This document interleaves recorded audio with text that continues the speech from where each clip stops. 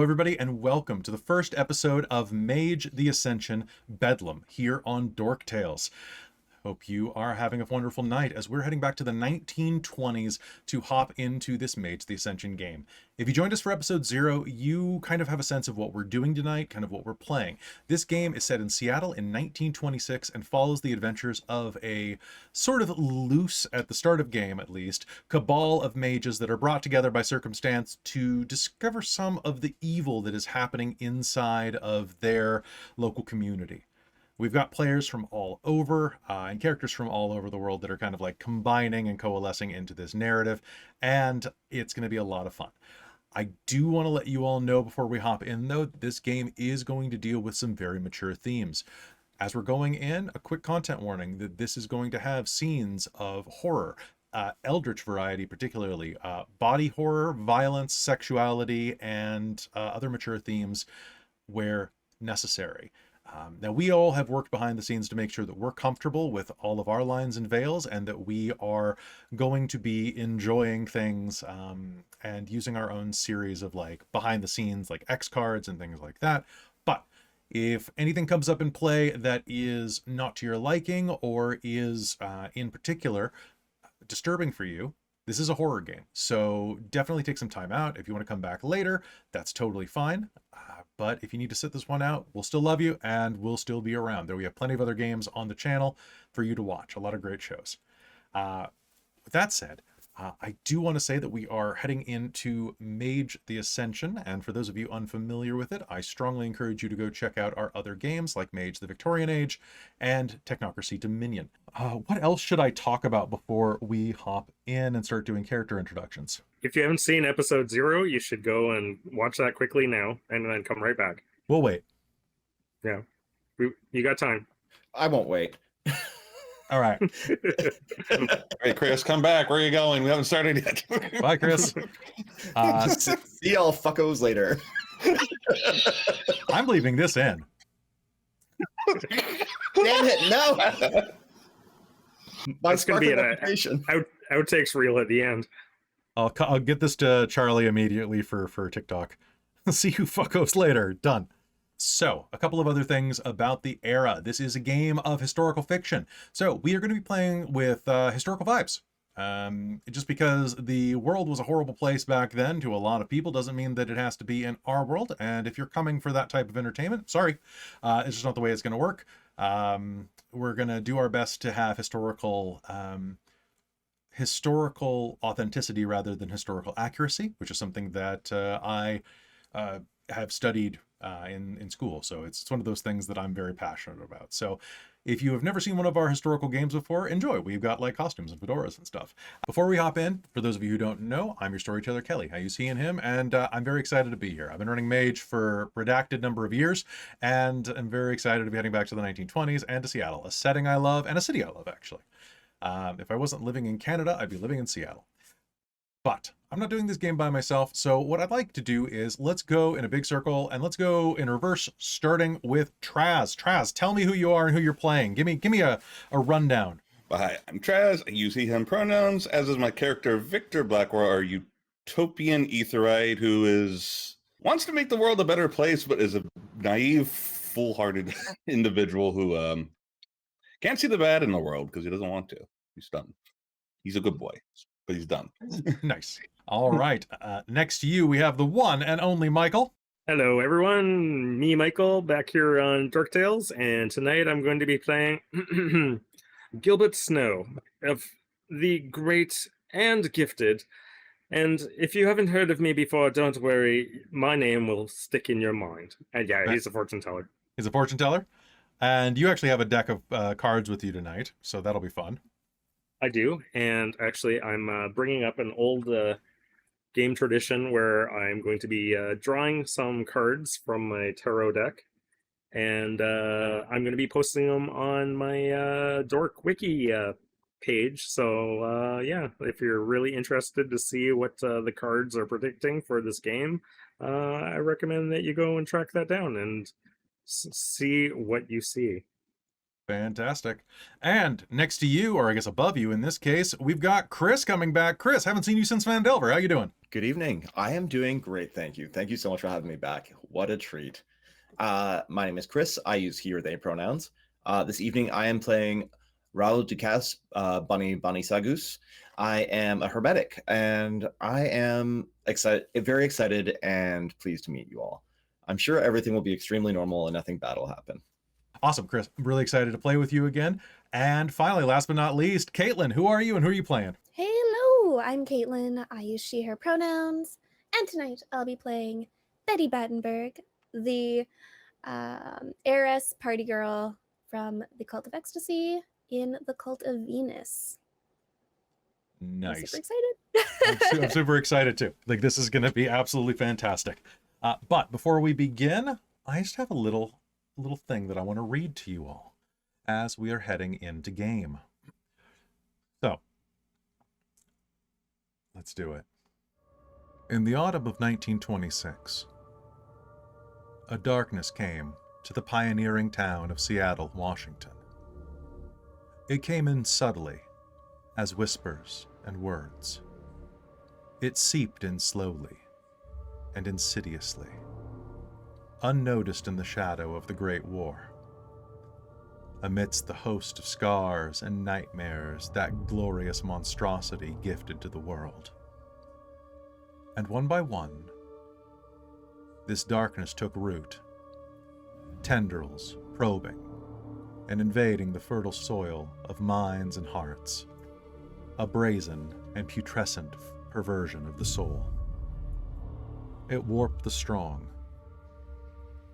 It devoured the weak. In a word, it brought about Bedlam. But there is no respite beneath the sky. Here in the rotting fields of rye, what is there left in this world but to die? And there, in darkly dreaming lie. Episode 1. In the Lair of the White Wolf. Let's begin. The room smells pungently of old books, vanillin and dust. The maid that should be cleaning this room has not gotten between the dusty tomes that line the shelves. The entire room is full of them. Hundreds, if not thousands, of volumes of eldritch and historical lore line the walls. That is not what we are focusing on. For as we are sitting here, a pair of men are having a conversation. One of them sits in a chair, but he's out of focus. The other sits across from him, and it is through his eyes that we see. Chris, can you please describe what Raoul looks like? Raoul is in his late 20s, looks young and healthy, but like he's been inside perhaps a little bit too much. He has short, cropped brown hair, a very thick and well-presented mustache, and he's very well-groomed and well-kept. He wears clothes that would identify him more along the day laborer class. He wears a rough canvas shirt, he wears suspenders, he wears rough khaki pants, but he holds himself with a lot of dignity and more of someone who's spent a lot of time in academic or more professional settings. As you're sitting there, Raoul is looking across at the man on the other side of the room. He is handsome, bespectacled, a silver fox dressed in a tweed jacket, sweater vest, and tie. Everything about him screams old and British. But our focus is not on him. We can hear the sound of an old clock ticking in one side of the room, a grandfather clock that has been meticulously cared for and wound. At the back of the room, That is where Raoul is looking. Over his friend Matthew's shoulder. Professor Calloway, as he is known by most, is pontificating about something, and as we focus on Raoul's gaze, it is at a spare seat in the corner. There is a figure there. Professor Calloway has not recognized or seems unable to see it.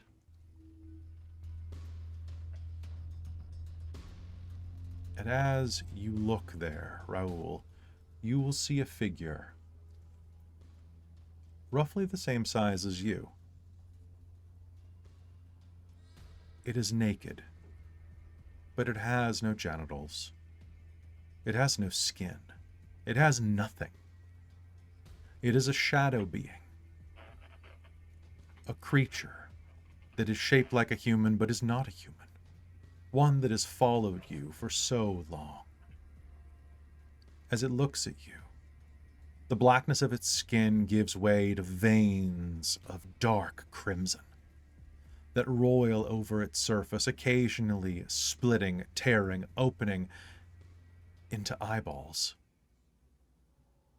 that look at you, that weep blood. It is looking at you with those dozens of floating, free-roaming eyes. And without a mouth, it says to you words that chill you. It is coming. The end is here. I've given you the tools.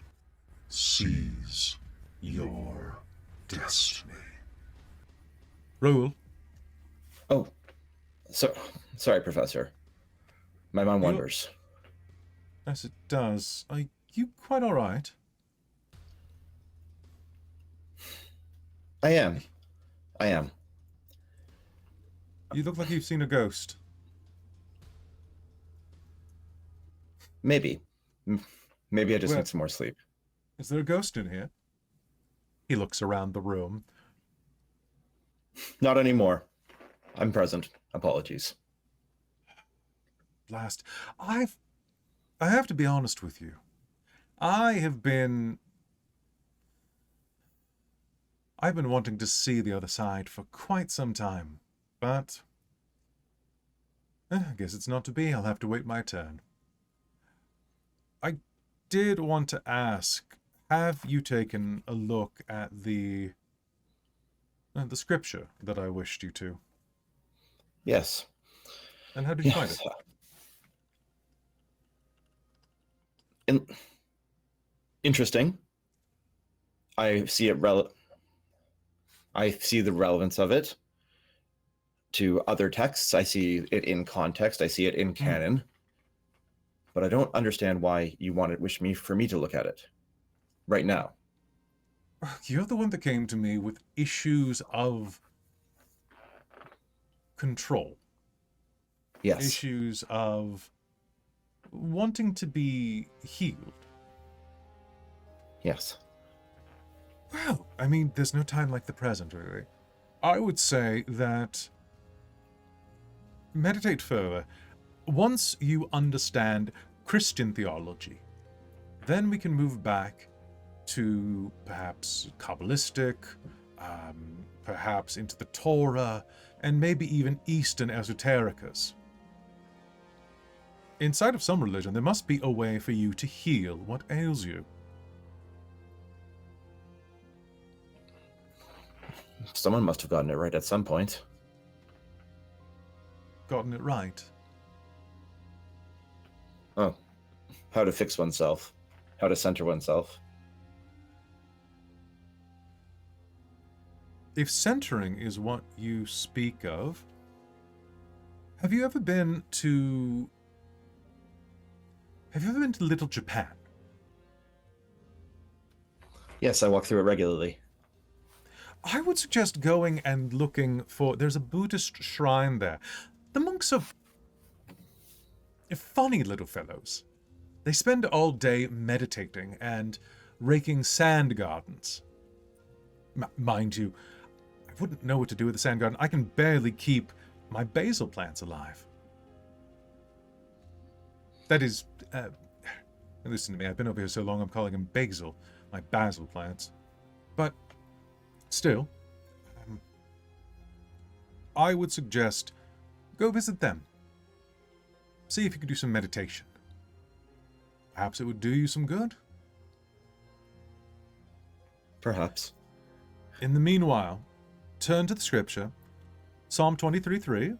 He restoreth my soul, he leadeth me in the paths of righteousness for his name's sake.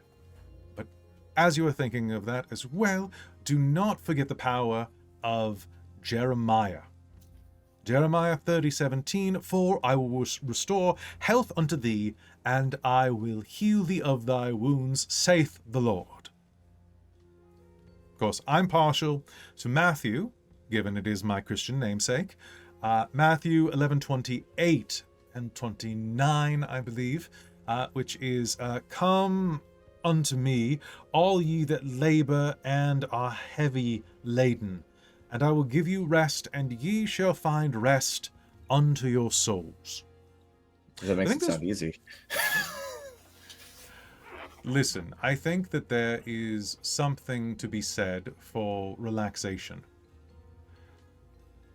I think, Raoul, I think that you need to provide yourself a bit more respite. Live a little. Have some fun. Go out and meet a girl. It's been some time. Well, I mean, you're still young. There's plenty of time. Who knows? You might even find that perhaps the best way to heal your soul is to create a new one. They say that we cannot repair our pasts by repeating them in the future, but I wonder why not. The mistakes of our fathers and our fathers' fathers can be rectified through good action. Then again, I'm not a Calvinist, so I don't believe in predetermination of that variety. And I'm grateful for that. Professor? Yes? Thank you for seeing me today. Of course. Look, I am your friend, first and foremost, as well as your teacher on the metaphysics of divinity. I want you to be well. I'll take your advice. I will allow myself to rest. I will actively rest. Active rest. Passive rest is for drunks and Italians. But I repeat myself. Still, sorry. That kills at the social club. Well, take care of yourself, Raoul. And do try to actually do the readings this time. I will. I have them written down. I will focus on them, and I will come back and see you shortly. Good. And see if you can find a copy of the Torah at the library. Perhaps you could find some... I know a few Jews in the Russian district of town that might be able to have some words with you. Rabbis are I find them to be quite argumentative, but with wisdom. Really, that's perhaps kind of relatable. Raoul will stand up to leave, brush his pants off, and as he lingers at the doorway and just... Oh, and Professor. Your basil in the window needs some water. And we'll head out. As you step into the hallway, you are going to see that the secretary outside, one Bernice Adler, is going to look up at you and say, excuse me. Yes. Excuse me, Mr. Raoul. I don't... there's a phone call for you here. For me? Oh, how strange. Yeah, Mr. Raoul, Ducasse? Ducasse, that's right. Yeah, here. It's the strangest thing. I didn't even know that you were going to be here today. Thank you. And he'll pick up the phone and... Hello? There'll be a voice on the other end of the line that comes after a brief pause. Her voice is clipped and full of that old country charm. You recognize her immediately as Bellatrix Morwen, a titleless mage of the Order of Hermes, one of your supervisors. What would you be doing at the university this time of day, lad? Oh, doing my best to learn. It's an ongoing process. Fair, fair. Well, what are you doing tonight? Well, I was given some reading, but on the other hand, I was also told that I need... And he'll kind of look over to the receptionist and see if she's standing directly beside him. She's doing a crossword puzzle, because I'm going to assume there were crossword puzzles in the 1920s in the magazines, or in the newspapers. Apparently, I've been told I need to relax some. That's excellent. I have a party for you to go to. Oh. For me to go to. Okay. There's a... Is this a safe line for you? Well, safe enough. Stand a moment. Could I use Forces 1 to detect wiretapping? Yeah, absolutely. Go ahead. So give me the first magic roll of the game. That is going to be your Enlightenment. What is your specialty foci for forces? It is Latin, because it's all... Yeah. Perfect. If you can incorporate Latin into this casting, it's difficulty 3. So Raoul will think back to some of the passages that he's learned from the professor and take the first, the third, the fifth, the seventh, and the prime numbers of them and pick words from that pattern and build them into a chant to kind of channel some of the energy through it. Okay. And just start speaking in semi-coherent Latin to the professor and probably not coherent Latin to the receptionist. Fantastic. Love it. So, go ahead and give me that. Roll your Enlightenment, your Arete score at difficulty. I've been running too much technocracy. Your Arete score at difficulty of 3. And 10s will reroll because we're using high magic. 3. 3 successes? Yes. All right, detecting this line is absolutely clear. You should have no problem at all doing this. The line is safe. In Latin. There's a man that I need you to go see. Someone who's been petitioning the order. He rolled into town a couple of days ago and has been petitioning us to show up. But we think that your touch with the common man might be a bit better to make contact with him than actually have him coming into the chantry. He's going to be at a party tonight. We've already cleared you there. You're going to be going to the Magnolia Hills. Going to the house of a woman who goes by the name of Bianca Lupa, member of the Cult of Ecstasy. That's not her real name, mind you. That's just what she goes by. Don't be tailed. There's sure to be a lot of sauce there, if you know what I mean. Understood. So, you're going to be meeting with this man. He should be pretty easy to spot. Check out the, there's going to be a jazz musicians there. He's a colored fella. As far as I understand, he should be one of the only ones there. But, to be honest, he wrote us in code, so I'm not exactly sure what his name is. You'll have to suss out if there's more than one of them there. And is he one of the musicians? As far as I understand, yes. Maybe catch him on a break or something. Perfect. Here's the deal. I want you to get a sense of him. See whether or not he's telling the truth. See if he's an infiltrator of some kind.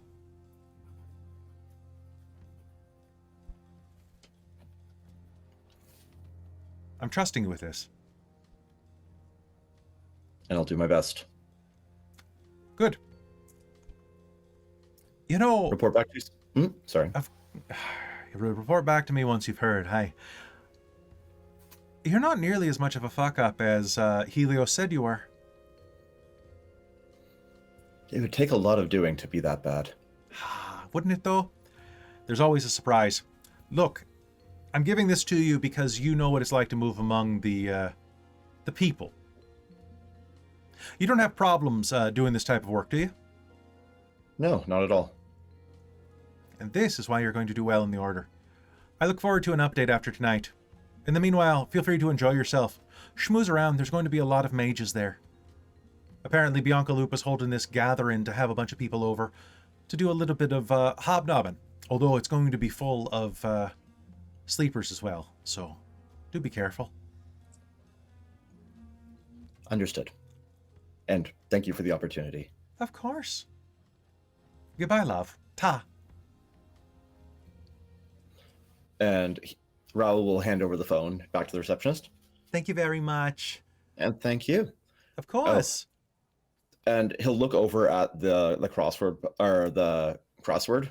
Mm-hmm. You're on the right track. And then he'll leave. On the right track. Horses! And she's going to fill that in. She puts 2 S's to fill in horses. As he's walking away, just so close. So close. All right. So you are going to wander out into the day and go, and it's late afternoon at this point, and you'll start preparing for this party. You were given the address and what information you require there. But in the meanwhile, I think we're going to transition into a small shop at Pike's Place Market. We zoom in through the front window that states that this place is known as Blackwell's Remedies. Traz, I want you to do me a favor. I want you to describe what this place looks like, as well as the man behind the counter, which you should be intimately familiar with. Yeah, supposedly, yeah. But no, it's a small shop. It's what he could afford. He has all sorts of stuff. He has a lot of stuff for the workings. He has like resins, varnishes, rust-proof oil, much of other bottles like water-resistant ink. He also has stuff near his counter for like hand creams for like the cold seasons. Also has a little section off to the side for perfumes for the ladies and guys if they're interested. But the Cult of Ecstasy likes to come in, and the ones familiar with it, for what he sells known as the Temperance Tonic. Can easily be drinking. Kind of has a sour taste, but when you mix it with industrial grade alcohol, it turns it to gin. Oh, these are like a little flowery scent to make it hard to detect what he actually is selling. But only those that are familiar with that. And the man behind the counter is a bit of a smaller man, 5'5", mid-30s, kind of lean frame, clean shaven, wears tortoiseshell glasses, white cotton shirt, a twill vest, little blue bow tie, tan slacks, and also has like a belt around him. It has a bunch of little vials of different chemicals. Was working on the site so he can work during his downtime. Fantastic. Now, as you're standing behind the counter, there's another person that is there doing some stock work for free. Because why would you pay your daughter for something like that? Can you please describe her for me?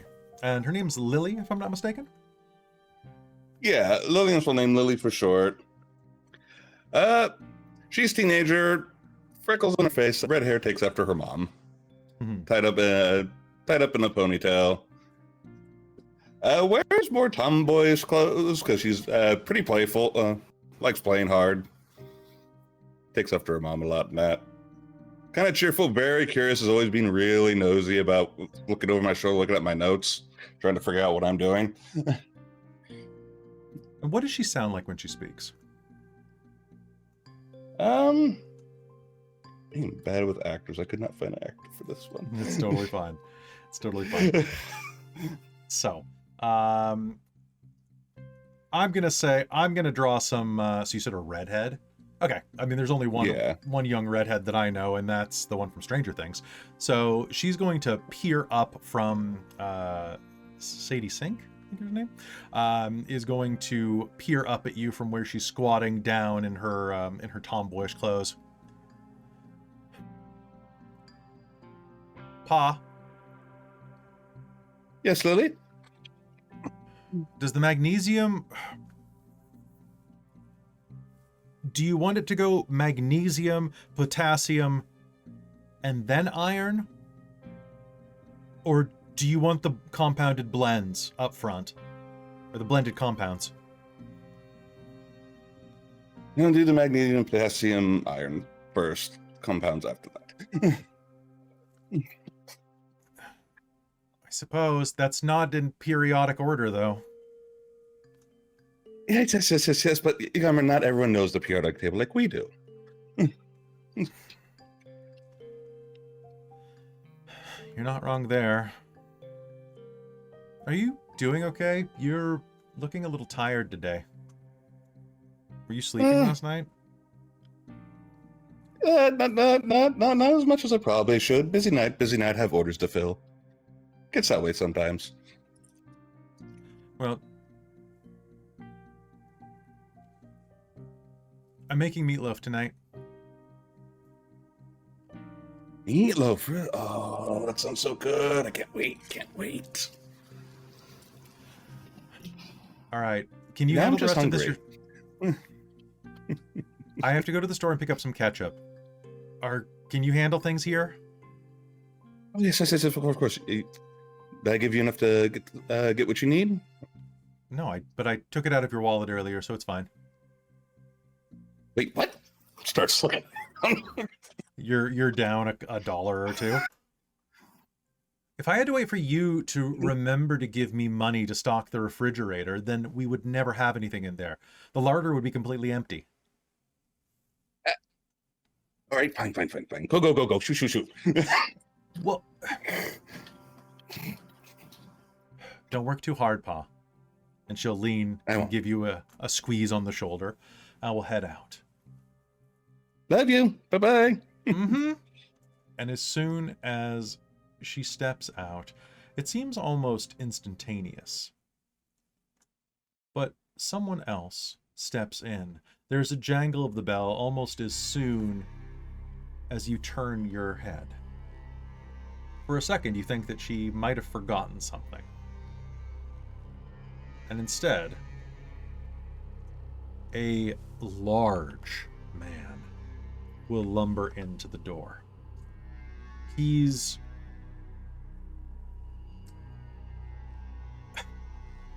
If he weren't quite so brooding, he would be much handsomer than he is. He's tall, broad, with a cleft chin and heavy brows that give his face kind of a leonine look to it, between that and the way that his nose kind of leans and parts down. You recognize him immediately. He's Muscle. The Muscle of Alexander Vargas. Nikolai. Yes. Okay. Mr. Dresden. Welcome. What can I do for you? He turns and flips the open sign around to closed. No.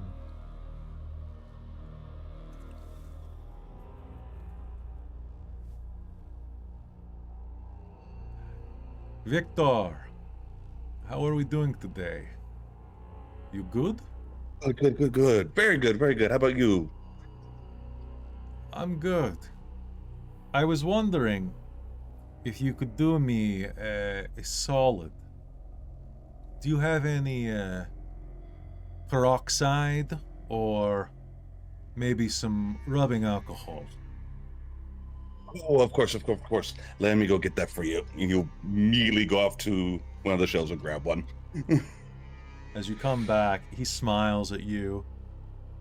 He has a number of the front of his teeth are capped over with gold and silver.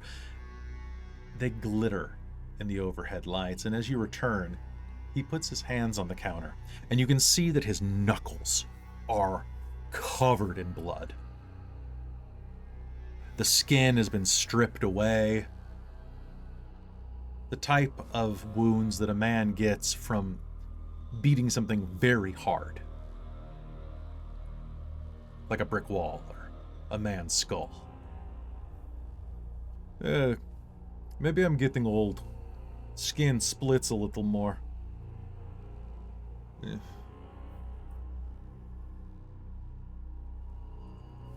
Here. Do you mind cleaning this up for me? Oh, not at all, not at all, not at all. He'll grab like a clean cloth he has behind the counter and carefully clean his wound with the rubbing alcohol. And would I be able to use like matter or something to essentially numb the pain so he's not feeling so much pain? Not with matter. Heal it. That would be life or mind that would handle pain. Okay. But so you have matter. What are your spheres? You have matter and Prime and forces. not the bad. Well, you could use forces to purify the wound, but that would be very painful. Not doing that. Okay. He lets you. You know what? You're probably using rubbing alcohol and iodine, like the old kind that stains the skin like orange. And as you're cleaning it, he goes, "You know, Victor, I've always liked you. You're a nice guy. I don't understand how you did it, though. Your daughter. That's the fox girl that just left, right? The foxy one with the red hair? How old is she now? 13? 13.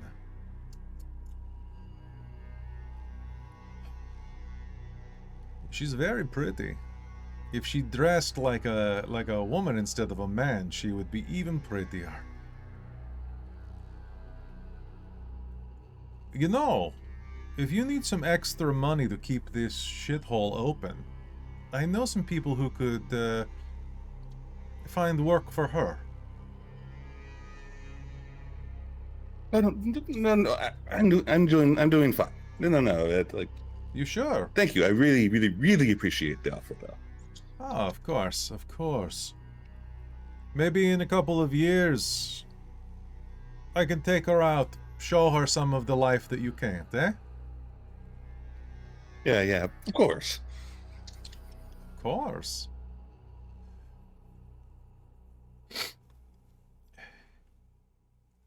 Listen. Dr. Vargas has a very special request of you tonight. Oh? Ah, perfect. He looks okay. down at his bandaged hand. What kind of request? Ah, Victor. Smile. You're going, he reaches over and pinches your cheek, to a party. Smacks it. A party? Dr. Vargas is going to be showing off tonight at a mansion in Magnolia. He wants you to bring this to him. He turns around and grabs something that he left by the front door on the coat hook. It's a garment bag. I'm busy, so you bring this to him, alright? He needs it. It is 4 o'clock. He needs it at 7 o'clock. 7 o'clock? Understood. I'll get it right. Get to him. I'll give it to him. Good. His big mansion in the hills. You'll like it. Has even waterfront view. Go enjoy Sounds yourself. lovely. It's going to be lovely. Try not to drink too much, eh? Of course, of course, of course. Good. And thank you. Now I can get back to work without bleeding all over my car. Happy to help. Do you mind if I take this rag? Oh, by all means. Good. I wasn't bleeding much, but there's a lot of blood inside the car from the other one.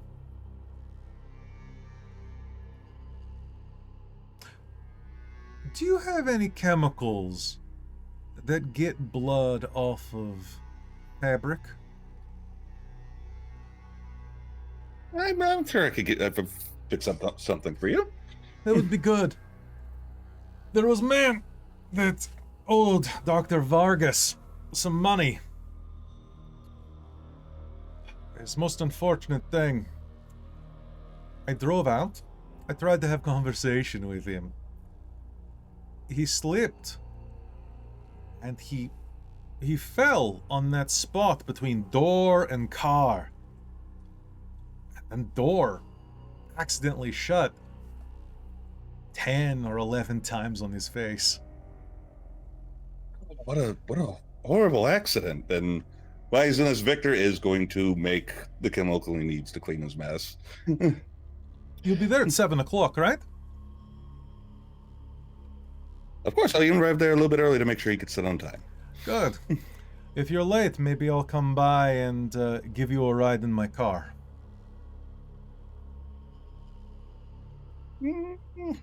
Tempting, but I don't think it'll be necessary. I'll be there. Promise.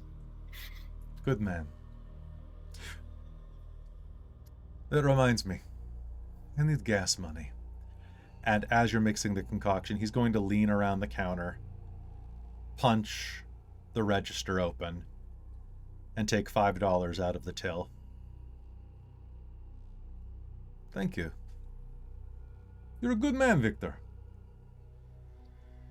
Happy to help. And here. Hands over a bottle of the cleaning chemical he wants. Thanks. One more question. How can that be your daughter if your balls haven't dropped?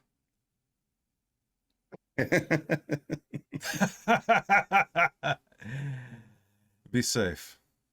You too. And with that, Nikolai will turn and leave. The door jangles shut, leaving you alone there.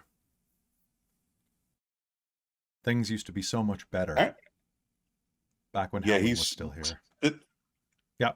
He ends up sitting behind the counter and kind of slouches down, breathing heavily, going, oh my God, oh my God, oh my God, oh my God. Do you look inside the garment bag or just keep it safe?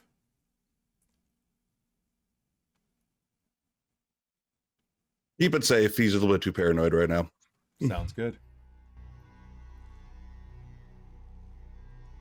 As you're having that heavy breathing, your stomach growls, and you realize you're going to miss Lily's supper. I'm gonna have to over big time for this. But I need to keep her safe. I need to really make sure she stays safe. Kind of peeks up over the counter and makes sure Nikolai's gone. He is gone. The door will jangle open, and an old woman will come in looking for arthritis cream. And Victor will go up and help her. Perfect. And as that occurs, we're going to cut across the city. Tonight's the night. Inside of your apartment, Betty. You're getting ready. Tonight, you have a party. You're necessary there. Isabella has invited you. Pardon me, not Isabella. Bianca Lupa, as she tends to be known inside of the circles that she travels. You know her personally, of course, as Isabella Mancini. She's the head of the Cult of Ecstasy in Seattle. But you have a sense that Mickey Cohen is going to be there, the musician and suffragist, as well as you've even heard that your mentor, Herb, might be there. And you have to get ready. There's going to be a lot of people there. Now, can you do me a favor? As we pull into your apartment, I would like you... We're going to kind of come up behind where Betty is sitting on a little cushioned footstool in front of her vanity, getting herself ready. Describe her. I want to know what she looks like. Of course. So Betty sits at a rather tall 5'1" and is quite curvaceous. Small stature, of course, I said. Blonde, bright blue eyes, big rosy cheeks. Just looks like she has just a zest for life.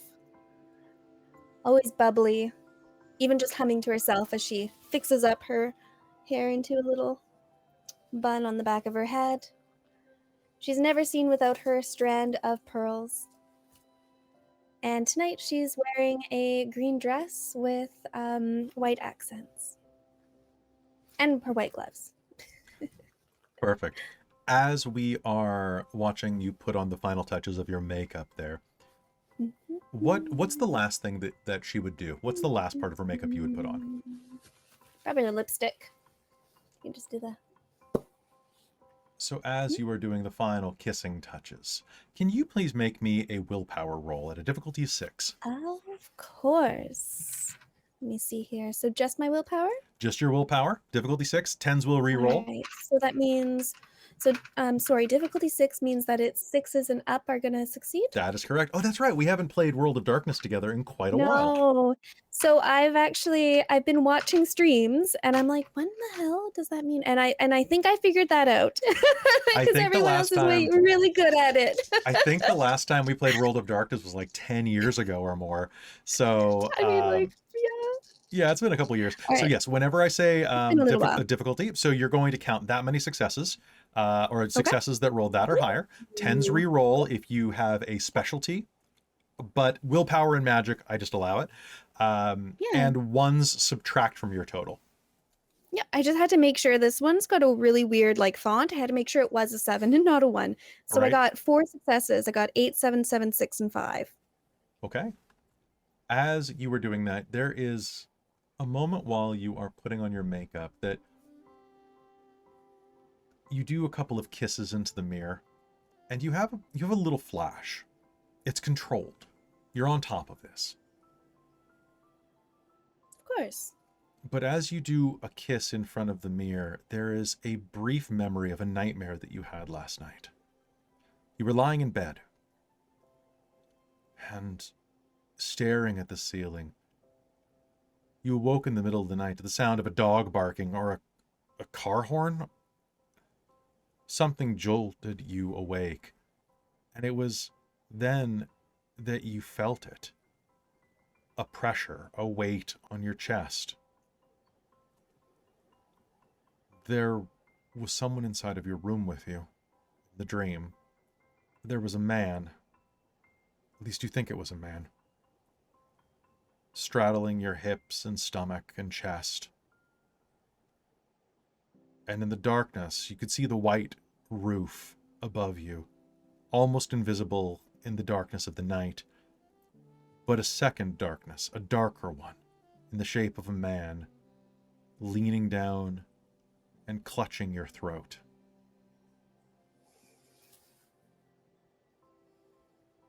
When you woke up, you found this morning that you were having trouble breathing. Does she always wear gloves or only when she's going out? Does she wear them to sleep? Oh, only when she's going out. Oh, no, not to sleep. Are her nails long or short? Rather long. She doesn't do manual labor. That's fair.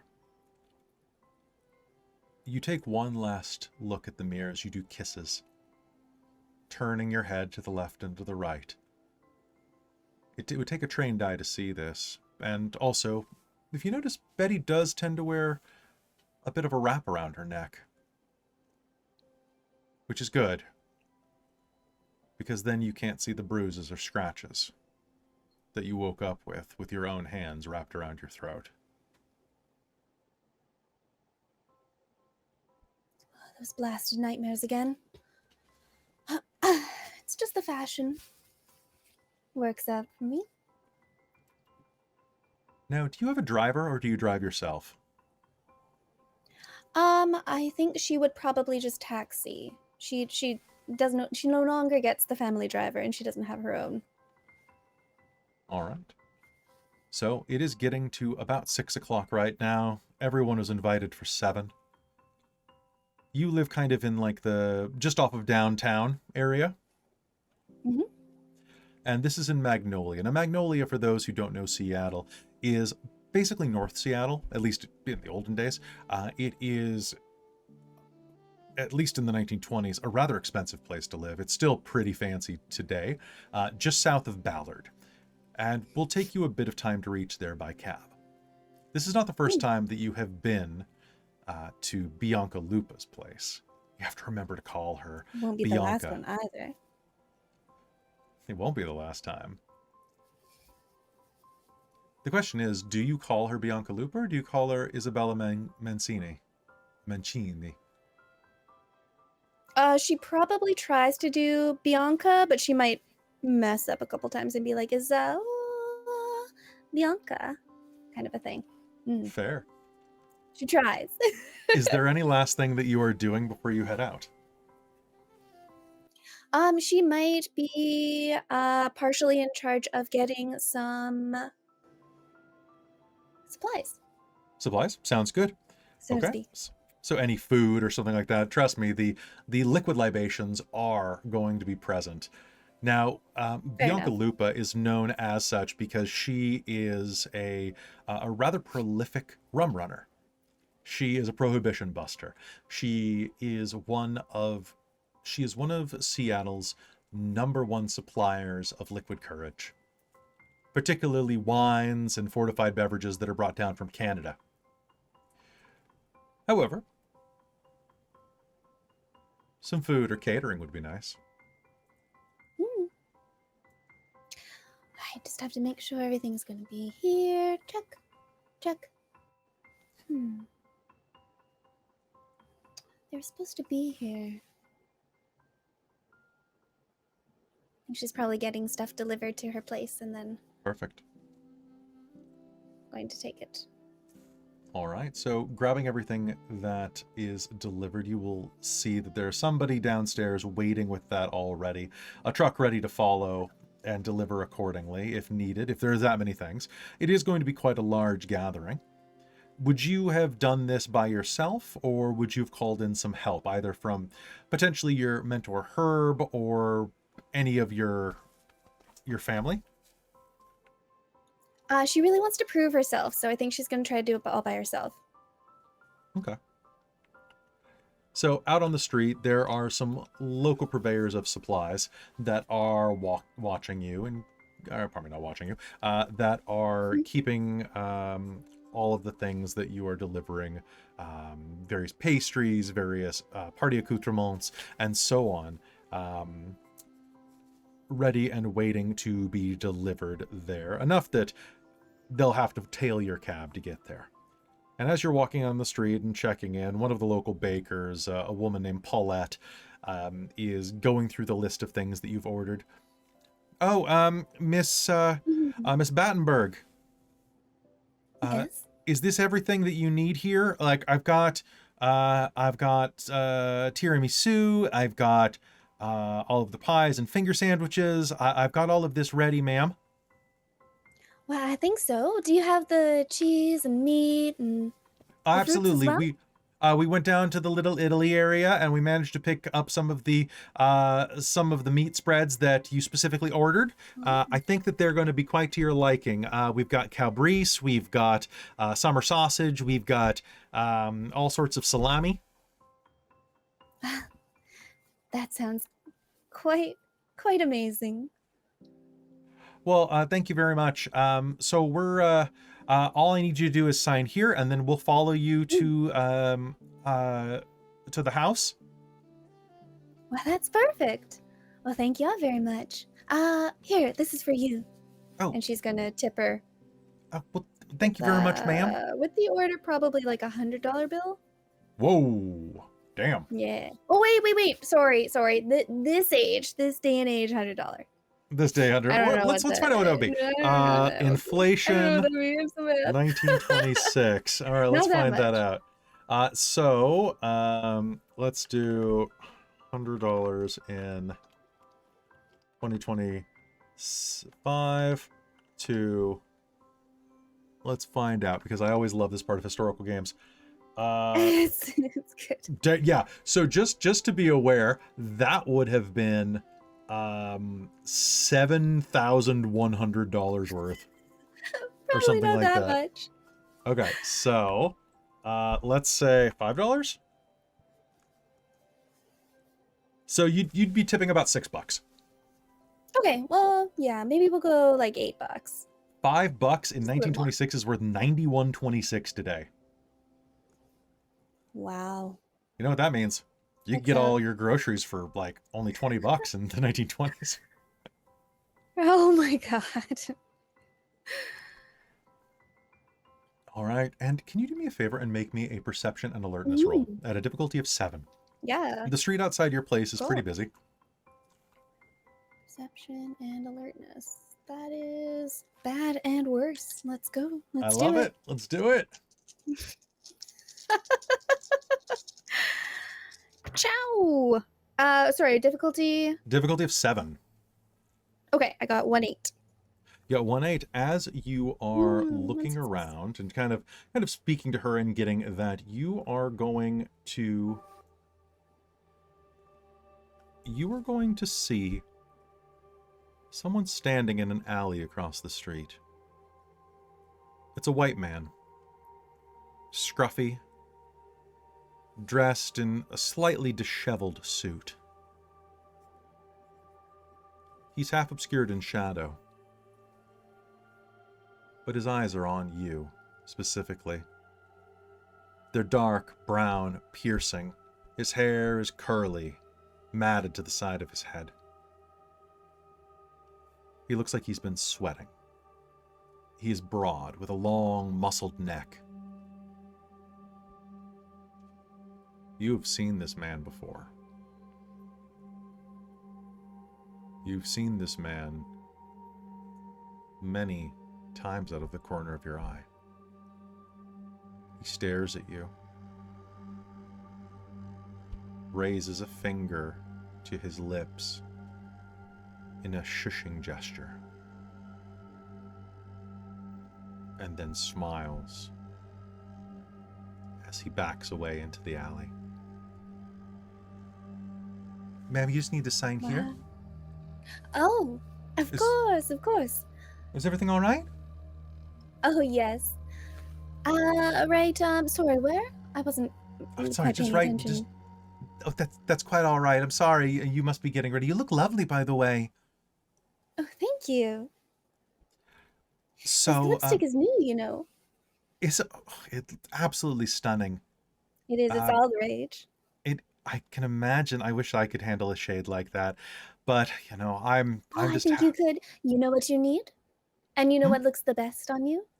Confidence. That's very clever. That's very. Thank you. Well, if you'd like, this weekend, you can come over and I'll give you a little makeover. What do you think? Are you sure? Well, of course. It's I one might of my have- favorite things to do. I mean, if you don't have plans, that is. I'm just normally working, but like in the evenings, if you're available, yeah, maybe I could. Well, of course. We'll find a day. That sounds wonderful. Well, we should probably get going to make sure that you make it to your party on time. Oh, of course. Well, I don't know if the party can really start without the food, but you got to make a good impression, right? That's true. Ma'am, I don't think the party could start without you. You're too kind. And as you get into the cab and call it, there's going to be the sound of shuffling. We are inside of the party now. The room is full of people. A grand stairwell overtakes the center of this. Now, Bianca Lupa's estate is in the Mediterranean style. It's sprawling, at least a dozen bedrooms, overlooks the Puget Sound, and is behind a tall, wrought iron gated wall. There are dozens of cars coming in and out, driven either by chauffeurs or parked by valets and the like. Overall, the party is quite a success. There must be at least 50 people here already. Various people, all dressed in finery, dressed in all manner of wonderful clothing and enjoying themselves with a little bit of drink, canapes, and the like. Some that were brought by that lovely girl, Betty, I believe her name is. Now, champagne is being popped off. You can see that there are a number of servants walking around, serving people. But as we're moving through this, we're following that sound of shuffling and shuffling. And we come down to a table that is in the common area. There are quite a few people sitting around watching as deft hands work a deck of cards. Gilbert, can you please describe yourself? Gilbert is someone that you would classically attach to a theater.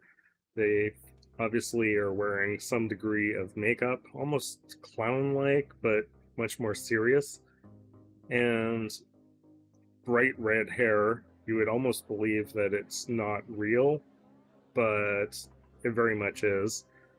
And long, ornate, needle-crafted cloaks with leaves of autumn and various colors dangled right down to the floor, with dark black boots, more fitting for someone who would be an adventurer or perhaps in the right time a gunslinger, with kind of metal jangling chains dangling from them, and at the end of each are different ornate symbols, possibly from various religions around the world. And the fingers shuffle through a deck of cards that have all been embossed with inlaid silver and gold on the outside, laying them down on the table, not revealing anything from underneath. He lays his hand over top of each of them and looks at those who are sitting around the table. Now, is it a man or a woman that's across the table from you right now?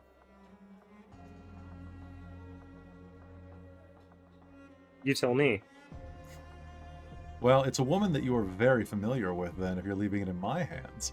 I'm going to say that across the table is a person that has plopped down in front of you, that you know as Deidre Hawkins.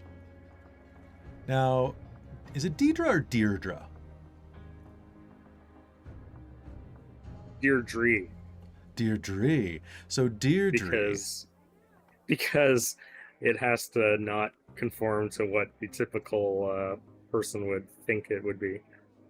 Now, Deirdre was an absolute stunner when she was probably in her 20s. She is still a very, very pretty woman as she is approaching her 50s, or perhaps leaning a bit into them. It's rude to ask. She's wearing way too much makeup. She has it caked on, to the point where the powder is not setting in her crow's feet and hiding them, more like accenting them. Her eyes are overshadowed with blues, which wash out her normally lovely blue eyes. Her lips are painted a bit too bright. And she is leaning across the table, dressed in an outfit that probably is worth about 3 months of your rent. Maybe more. And now I have to ask as well, you based her look on Marion Cotillard. Does she speak with an American accent or a French accent? French, Very right? mashed up version of both. It kind of Oh. flips depending on her mood. Probably as her mood kind of flares, it probably gets a little more French. She has a cocktail in one hand while she clutches you with the others. Or with the other, not the other. She doesn't have multiple hands. Well, she has two. She clutches you with one hand and sips rapidly at her, if they had it in the 1920s, a French 75. Monsieur Snow, tell me my future. Tell me of my love. She bats her overly long eyelashes at you. And how many times have we done this reading now, Ms. Hawking? Well, I still do not have a ring on my finger, so... Well, How you many- haven't particularly been following the advice of the cards now, have you? I believe the fate is mutable. Sometimes, they are like a man's will. They just need to be bent a bit, eh? Fate is like a twisting road, and it seems like you twist it more than the men that have left your history. Hmm. And yet here you are in front of me once again. I'll do you a favor. I'll flip a card for you. Shall we? Yes, please. Do you want to sip of my drink? Oh. Please, not while I'm working. Pick one of the cards before you. Which one do you like? Don't flip it. Oh. They're all my children. I prefer all of them. Hmm. How could I pick one? Well, then how are you asking me to pick if I would be their stepmama? But if I have to pick, the third one, this one.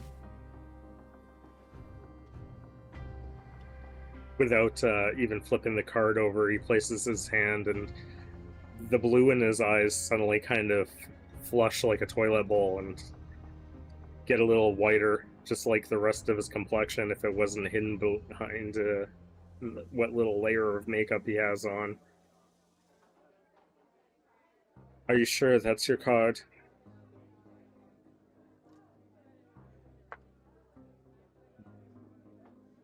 Oui, yes, I'm He'll sure. flip it over.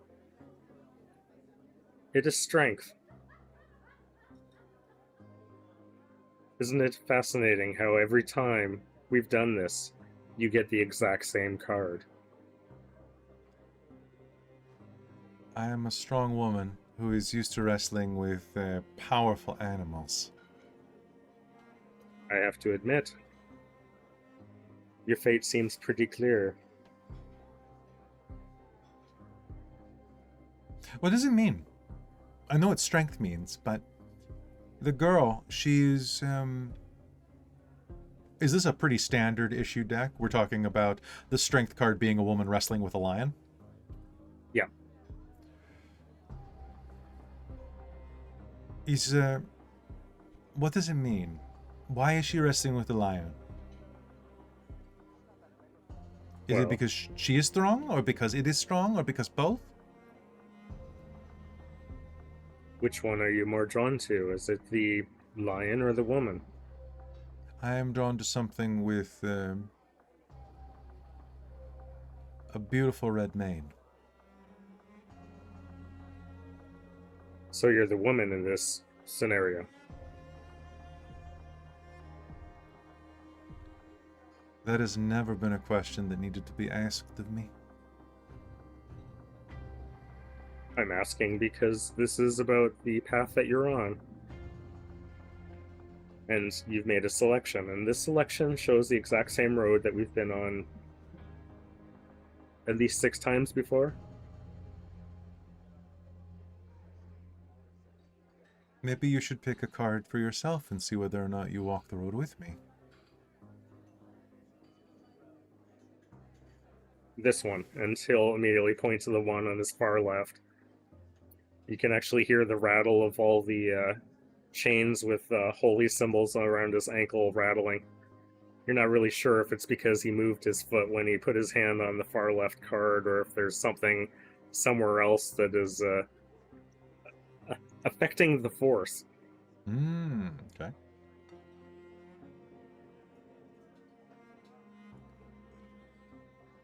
Well, what is it? The card I picked. Well, yeah, you It's should the pick- only one I could have picked.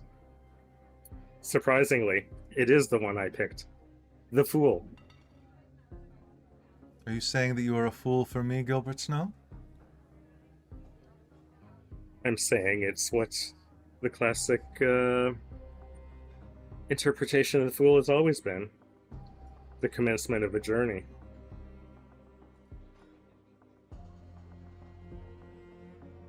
By Well, one we- who is completely unaware of what may fall before them. It sounds like the type of card that needs a strong woman to help. Besides, I did ask you if you would go on the road with me. Well, you will notice that the 2 cards are not side by side. Perhaps another time, and he'll like start shuffling all the cards back together. It would be much more convenient if you would just hurry up and propose to me. Then I could stop collecting rent. Ms. Hawkins, how many times have I told you? It's not in the cards. I am not afraid of your pieces of paper. I am a strong woman. They said so. So maybe stop being a fool. You could use a nice wrestle. Au revoir. Oodles. She'll stand up, and there are several people in line. You can see that there are a number of people queued up. They kind of are all milling around, and it's not really certain who is next. It's pretty much up to you to pick who would be here. There's a young man who's Yes. okay. So, waving him over. He needs to switch the energy. Okay, so this guy, to quickly summarize, he looks like Giovanni Ribisi, all right? So very like Italian type of vibes, about 5'6", 5'7", a little stocky, but very average looking guy. But there's like this fire in his bright blue eyes as he sits down. Hey, how's it going? I ain't never had one of these done before. You're Gilbert Snow the Grey, right? I read that article that was in the Seattle Chronicle about the guy who won all the meat.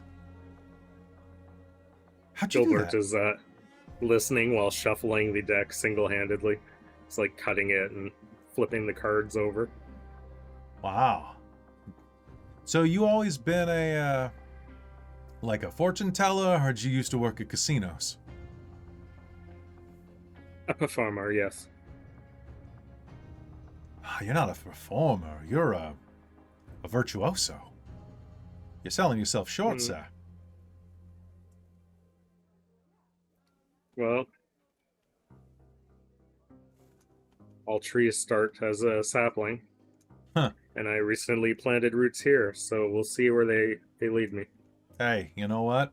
And I'm a sap. Mickey, I guess, do I ask you a question? How does this work? Well, you tell me. Do you have a thought? A question? something that has bothered you, something that you're curious about. We could do it simple, we could do it complicated. I mean, Depends how much time you have. you got a bit of a line, so maybe a little simpler would be better. I guess what I'm asking is, I'm at a crossroads right now where I got to start looking for good people to do some hard work. Where should I start? Gilbert stops shuffling the deck and pulls out one card. The Knight of Cups. Cheers. So, what does that mean? I gotta go look for, like, He looks around the party with, like, tons of men holding, like, glasses of either wine or scotch or various types of beverages. Hell, there's even a guy, like, right over there. Raoul, what are you drinking right now? As nice a glass of red wine as I could get my hands on. Like that guy? Gilbert starts reading off just words as if reading from a thesaurus, and expects some sort of reaction to any. Idealist, charming, artistic, perhaps graceful, tactful, diplomatic, mediator, negotiator. Hey, buddy, are you a tactful mediating negotiator?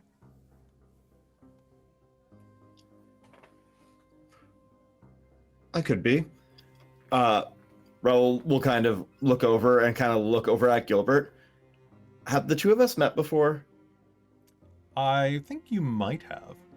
I know that Betty and Victor have known each other, from where Victor has supplied Betty with various accoutrements and libations. Gilbert has probably gone to Victor's as well to go and get some supplies for various things, and has been a staple of various parties that Betty has been to. But Raoul, are you the type who would go see a fortune teller? Not as per much, but does read the paper, so... Okay. And you might have heard of Gilbert Snow, the Euthanatoi, or Chakravanti. Yes, I'm all of the above. You and I need to have a conversation later, sir. How's your pitching arm?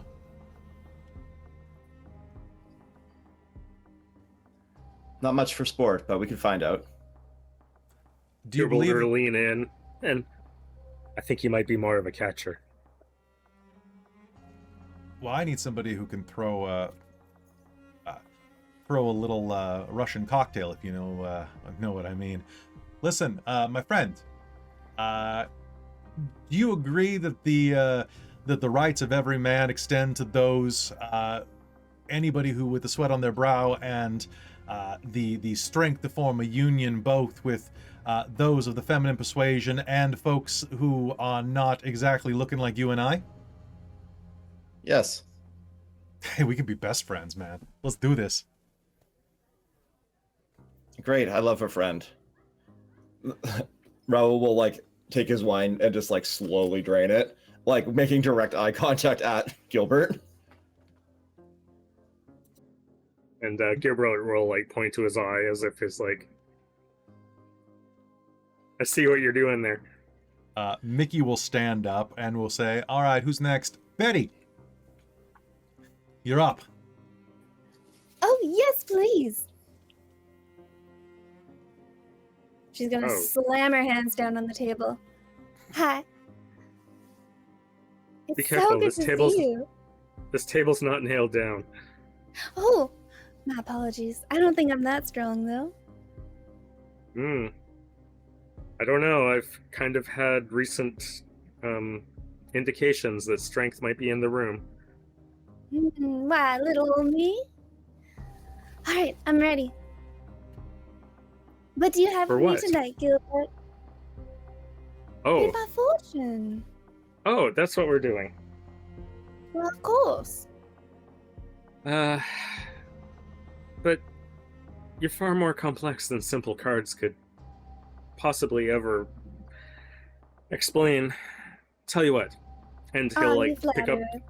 pick up the deck of cards and slide it inside of his robes, and you can see all sorts of other magical accoutrements sitting inside. There's like little bits of rope with knots in them and things to like entertain. And then he produces a crystal ball. Wow. And what's that one do? It's a ball. It's made of Wow, crystal. see-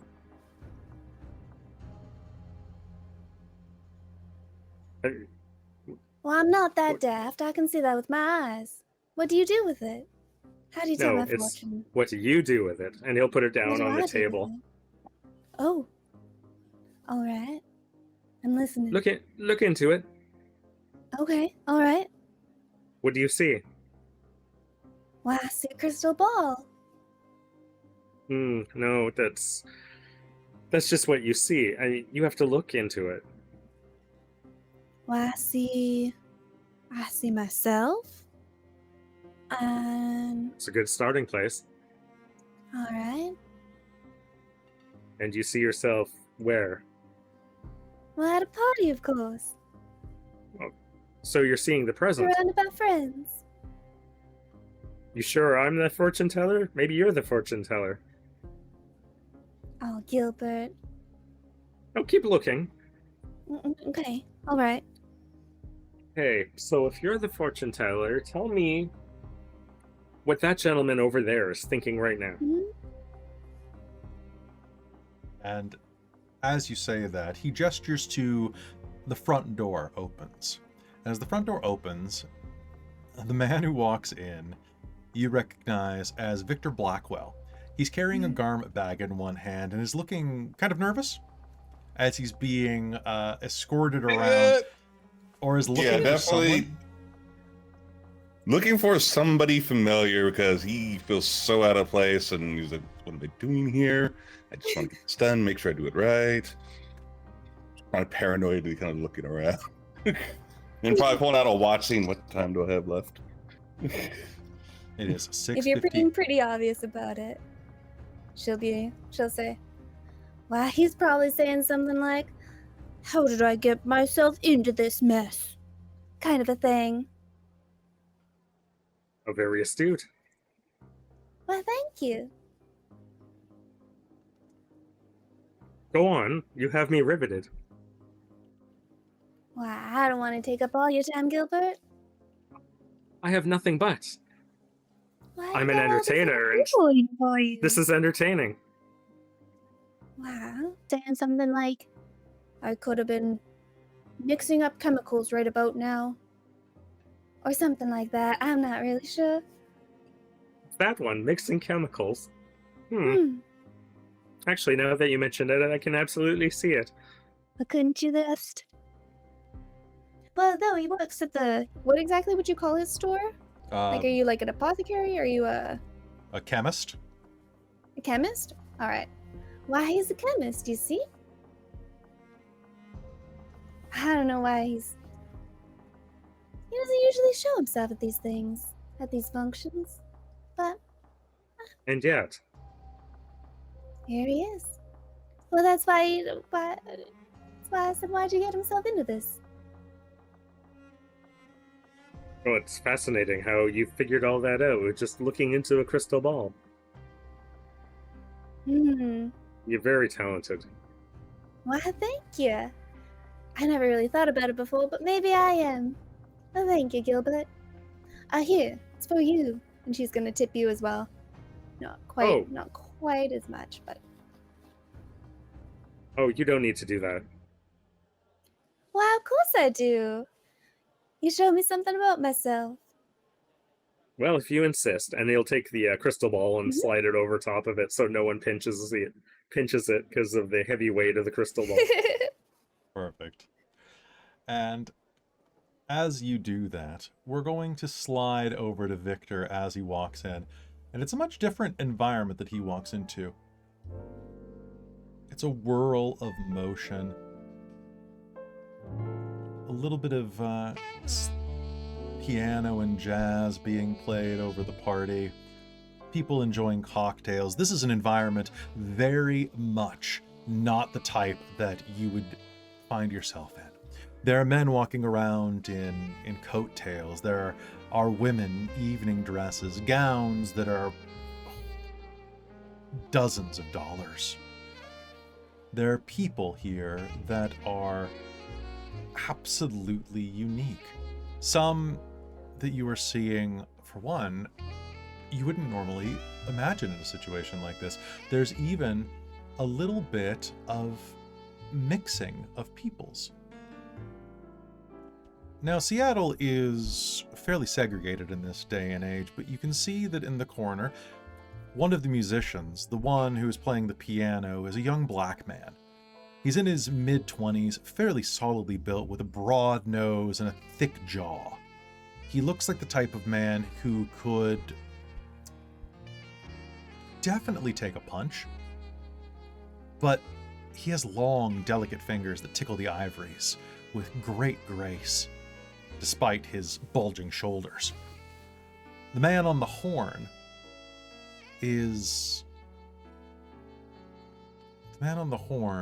playing is tall with long black hair. He has the tinge to him of a Native American man. He tickles the brass. I guess you can't tickle the brass, but he plays the brass next to another man who is playing a low, soft trumpet.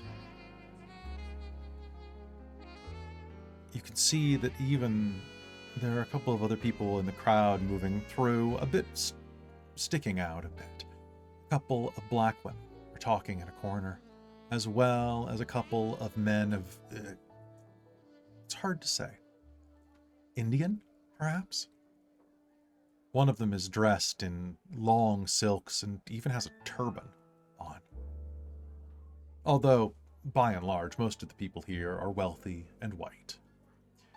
Case in point, you can see that even some of the more suited to your socioeconomic class, over in the corner, Mr. Raoul, who you may or may not have met, is speaking to a short man who leans in, and you can overhear part of the conversation, which goes a little something like Mickey leans over to you and says, "Say, pal, take a gander at the big boys in the silk toppers. They're sitting pretty while we're holding the bag, all right? They tell us that, and the dames to keep quiet, but the fellas, they keep busting their humps for peanuts. Well, nuts to that, I say. The suffragette gals get the whole world. Or at least they should, because the lady's voice packs as much wallop as a gent's, and it's high time we gave them an even shake. Anarchy ain't some hoodoo racket. It's the real McCoy, you see? Everybody's on the same level. No fat cats, no bosses, no old man's running the roost. So what I say is that we quit playing the game, sweetheart. We, you stick with me, we get together, we make a couple of Russian cocktails, the kind with gasoline and rags, and we go ahead and we give the foremans a little bit of what for. It's the bee's knees, right?" It certainly is something. Now, how long have you been working on this plan for? Oh, quite a while, to be honest. Look, ever since I came to Seattle, because I'm from down south, right? In California, we've already started movement on that type of stuff. You know, women have a little bit more enfranchisement if you're down in Sacramento or Los Angeles. But this is a pioneering town with pioneering people. Yes. Now, do they know why they're drinking these cocktails? They're drinking the cocktails because they're free, friend. Perfect. Oh, you're talking about the Russian cocktails. Yeah. Ah, sorry, I thought you were talking about the fat cats here with the hats and the sleeves and everything like that. The ones who are drinking the cocktails, the ones who deserve those Russian shots, well, what I would say is because they're doing some union busting. We've got workers outside of sawmills. We got workers outside of some of the industrial plants. Hell, go down to the south, there's even that airplane manufacturing place. Yeah, I get the name of it right now, but they've called in some people from the Pinkertons. They're trying to unionize down there, and there's already been a couple of leg breakers. I hear they got some big Italian guy. Or, no, not Italian. What's his name? Oh, some big guy, a Ruski. Going in there. Breaking people up. That's awful. Yeah. I'm not too much of a fan of it myself. But you look like the type of guy that could do that, and if your name is Raoul, I think that you're inside this biz with us, if you know what I mean. Could be. I'm ecstatic. You are excellent. To meet your acquaintance, I absolutely am, my friend. You know, I think that if I understand correctly, maybe we should shake on this, you know, make a real pact between us, like this one that'll be like absolutely hermetically sealed. Well, no pacts quite yet, but I'm interested in subscribing to your newsletter or reading your manifesto, perhaps, to start. Boy, what a manifesto it is. We're going to make some serious bacon. If you'll excuse me, though. Sorry, Certainly.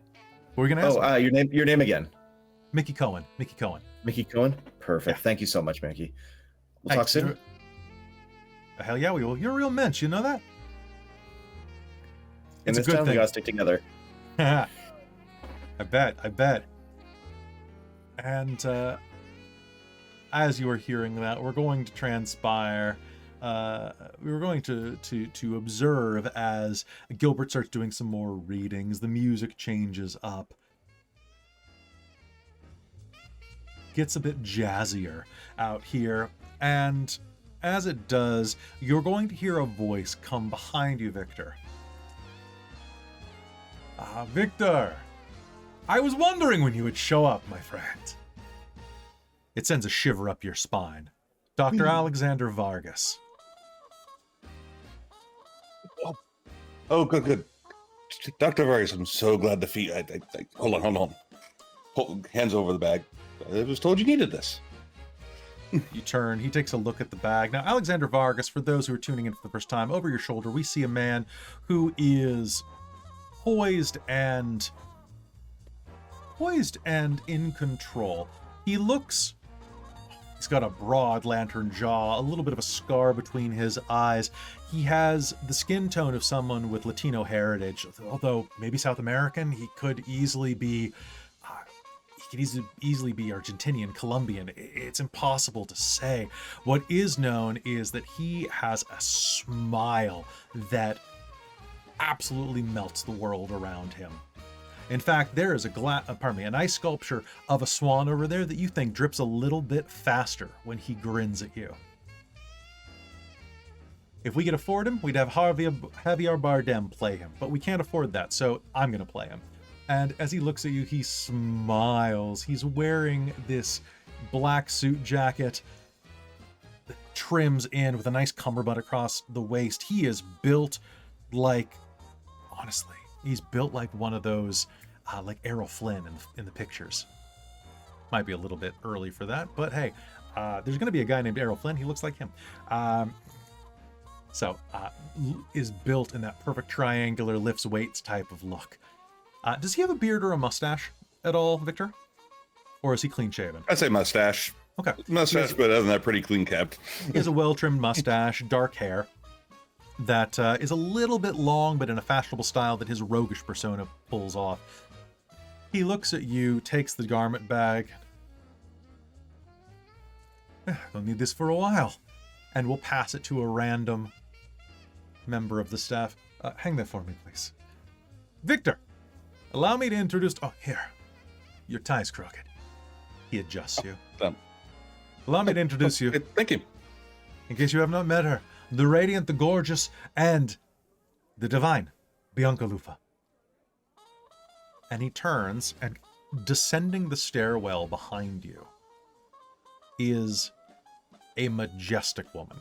She has a long Italian nose, beautiful Roman nose, and bright blonde hair.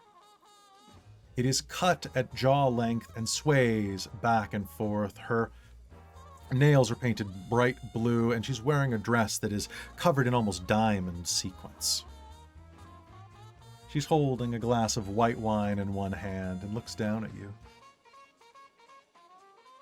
You're the one that Dr. Vargas won't stop talking about, aren't you? Wait, me?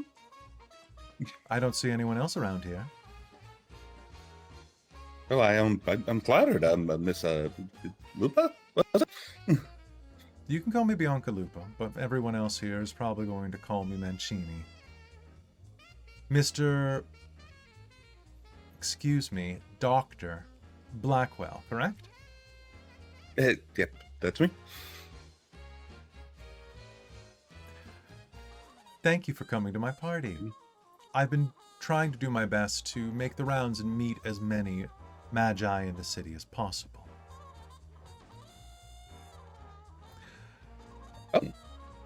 It's good to have someone like you around, someone knowledgeable.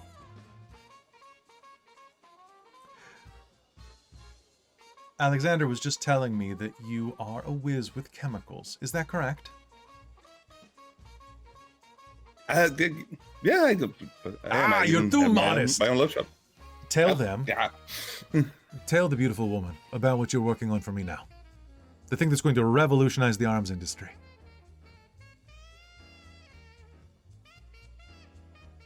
Come on, don't be shy.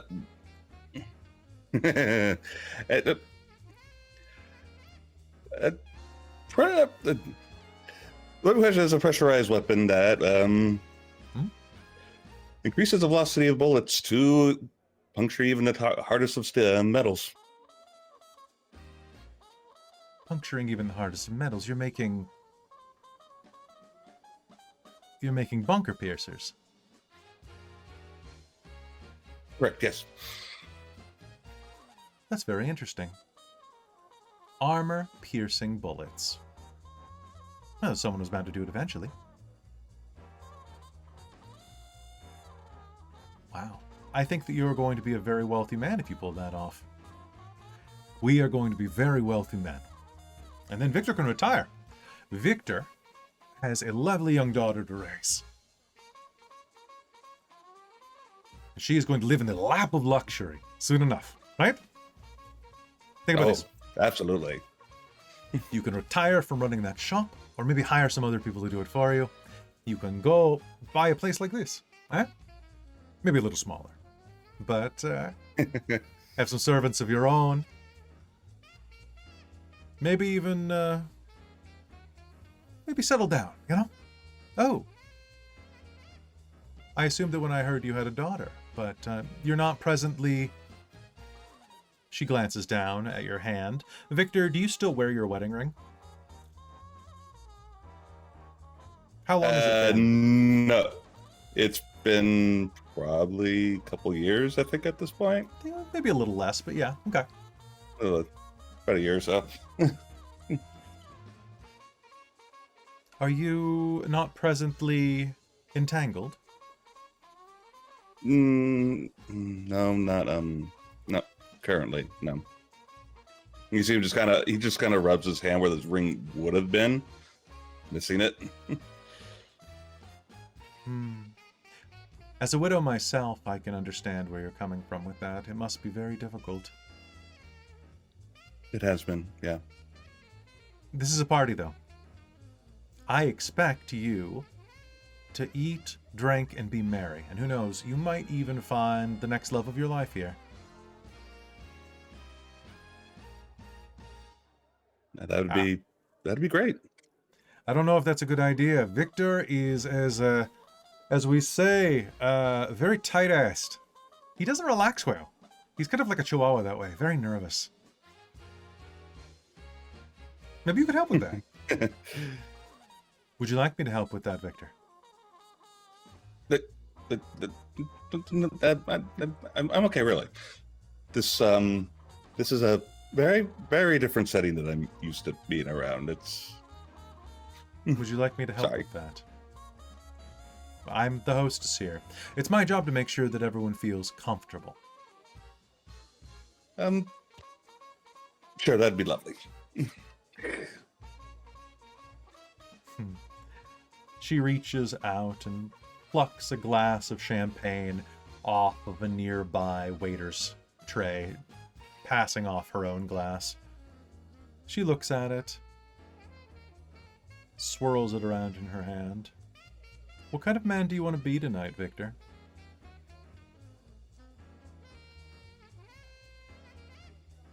I think I haven't given that much thought. Tell me right now, what type of man do you want to be? If you could be Maybe a bit more relaxed. relaxation is easy. Maybe more confident. There is a very talented man hiding underneath that nervous grin, and I'd love to meet him. Let's say hello. And with that, she's going to take a step forward and is going to hold up Victor's hand and wrap her arm around it. You feel the swell of the side of her bosom as she kind of pulls his arm inside, like up against the side of it, and takes a small sip of the champagne. Her lipstick stains the glass. And one moment, please. Damn, son. Damn, son. Okay. And as she does that, she will take a drink and then wrap your fingers around the glass and will push it back toward you and just gently with the tips of her long nails tip the glass up toward your lips so that you are going to be drinking off of the lipstick mark. And you'll drink it. Cool. What's your willpower rating? It is 1, 2, 3. That's a 6. Cool. I have 3 successes on top of your willpower score, or over it, for empathic projection. You are going to be filled with, for the next, I'm going to say for the rest of the evening, you're going to be filled with an undue sense of confidence and relaxation. You are going to be the type of man who can handle any situation that you come across and are going to suddenly be emboldened.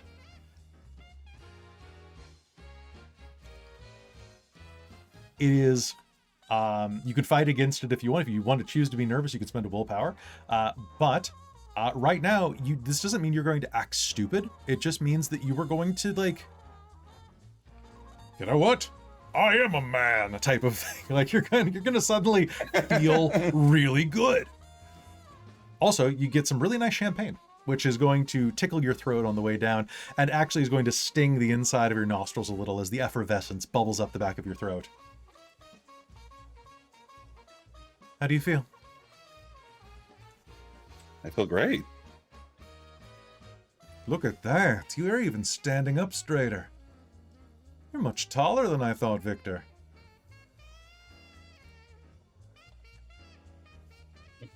Sorry. Takes off his hat. Sorry, that's rude of me.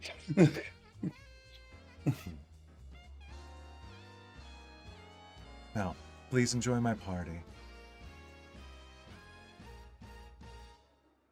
Oh, thank you so much. Have you met Miss Battenburg? Betty? Betty? Bianca calls to you. Oh, Betty, Oh, yes, Bianca? could you please show Victor around? I'm sure that he would benefit from your, skills as a butterfly. Well, of course. Come on, Victor. Hey, it's good to see you again. It's been a little while. What's this, Victor? You sound stronger and more self-assured. I don't know. Where's that slight stutter of yours? You heard me a couple minutes ago. Why matter? Alright, anyway, let's get to it. All right, where to first? My favorite place is the lounge room. All right, you head off into the lounge. Come on. She will probably literally bodily drag him by his arm and skip on ahead. Now, as you are heading out into the lounge room, this is an ecstatic party, and there are rooms that you should not go into without knowledge of consent culture. The lounge room is not necessarily one of these, but you can see that there are a number of people inside of the lounge room, which is decorated with all manner of blue lights, and it's just on the edge of the patio overlooking the backwater. It is absolutely luxurious inside. You can see that there are gossamer drapes that are a shining pink crinoline hanging down, and there are people out there with various devices that I don't know if Victor has ever seen. Has Victor ever seen a hookah? Probably not. He's not much of a smoker or a drinker, I don't see. Okay. As soon as you enter, you will also notice that there are people doing snuff as well as cocaine nearby, and you will also notice next to the window. Now, this is in late September at this point, so it is a bit chilly outside, so the wind is going to kind of gust in a little bit, carrying the smell of skunk? No, that's reefer.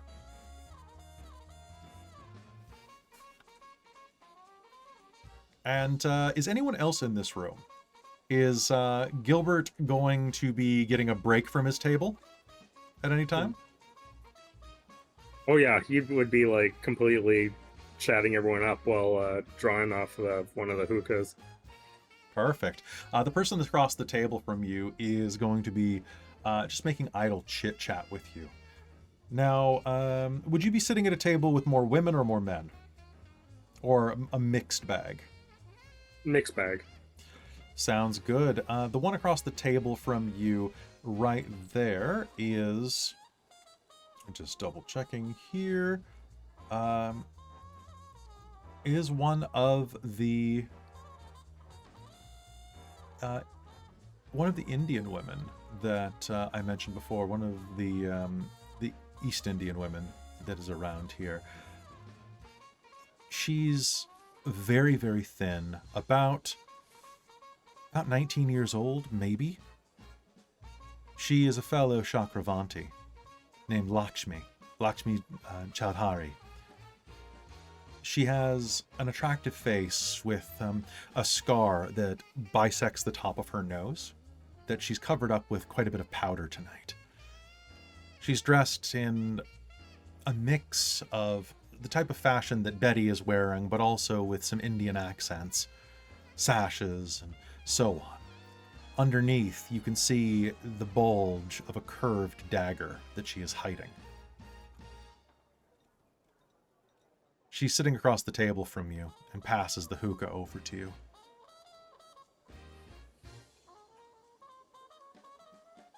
How have you been?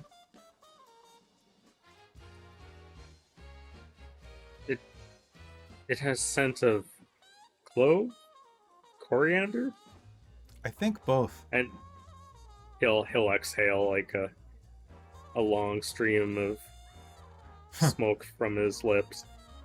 No. Do the trick you did before. The heart. Okay, but you have to do the hand part. I'm not going to do that. And he'll lean back and purse his lips and blow a ring in her direction. And she will do what is necessary to make it into a heart.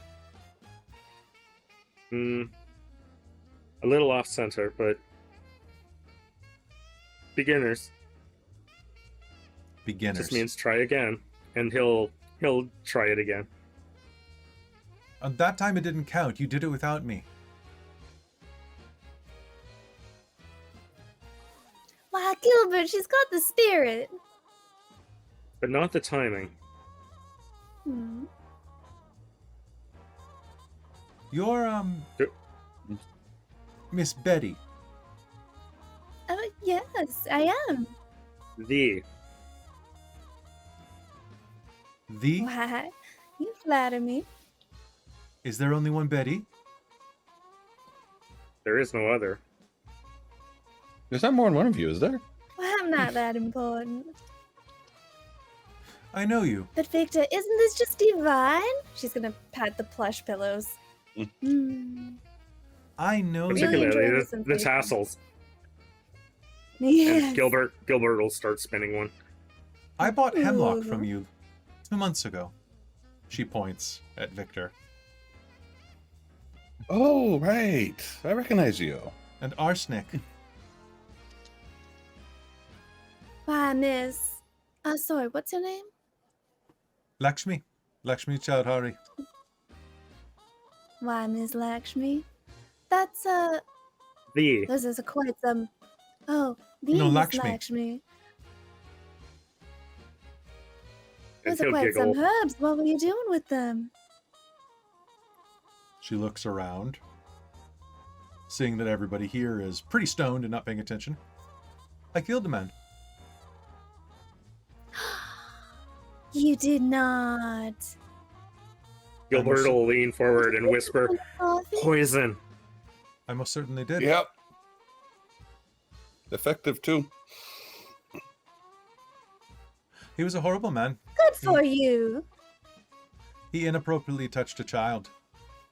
I made sure that he would never do it again. I'm proud of you. There's That's no what reason. we- So you That's just put Yes. you did. I'm sorry, you just poisoned them. Oh, I Was that the didn't just first- poison him. I used Oh. I used the arsenic as a paralytic, and then worked from there. Hmm. I made sure. Good death was just too good for him. You know of the good death. Not particularly. I'm just saying that you have to be, a little bit paid for his crimes, not just killed outright, right? Gilbert's gonna hold up the hookah as if like doing a cheers when mentioning the good death. He will pray. He will pay in this life and the next. Well, he paid in this one. In his next life, he will be marked. I made certain of that. His soul will carry the brands of what he's done. So if I see him again, I'll know that his soul was only given one extra chance. He won't Why, be Miss back soon. Lakshmi? Very good job. Oh no, Gilbert? It's all circles. You don't just stop. You Hmm. try again. Try better. Try again. It's not Well, that I he's hope he in- tries better next time. He's in timeout right now. So I would hope Sounds you'd try good. better.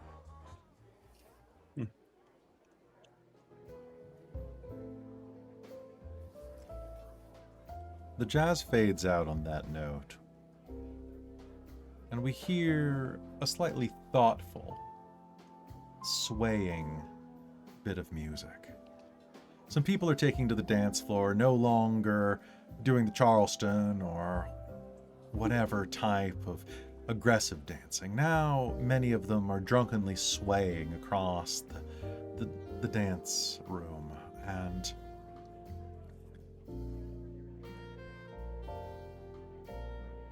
Lakshmi will look kind of over in the direction. Gilbert? Snow? Do you dance? As if I had two right feet.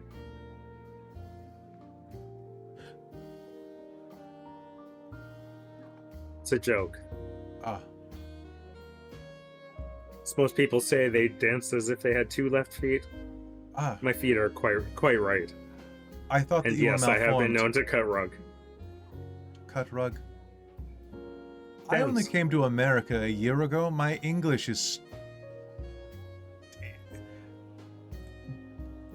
Do you dance? Yes. If So I now, did- in if I- response, may I? Yes. And he'll offer a hand. And she will. I need someone to hold me upright anyways. You're not that weak. Hmm. Around you, a little in the knees. I want you to do me a favor there, Mr. Snow. I want you to make me, that was smooth as shit. I want you to give me a charisma plus, oh boy, empathy, leadership. What's a skill that you think would apply for this?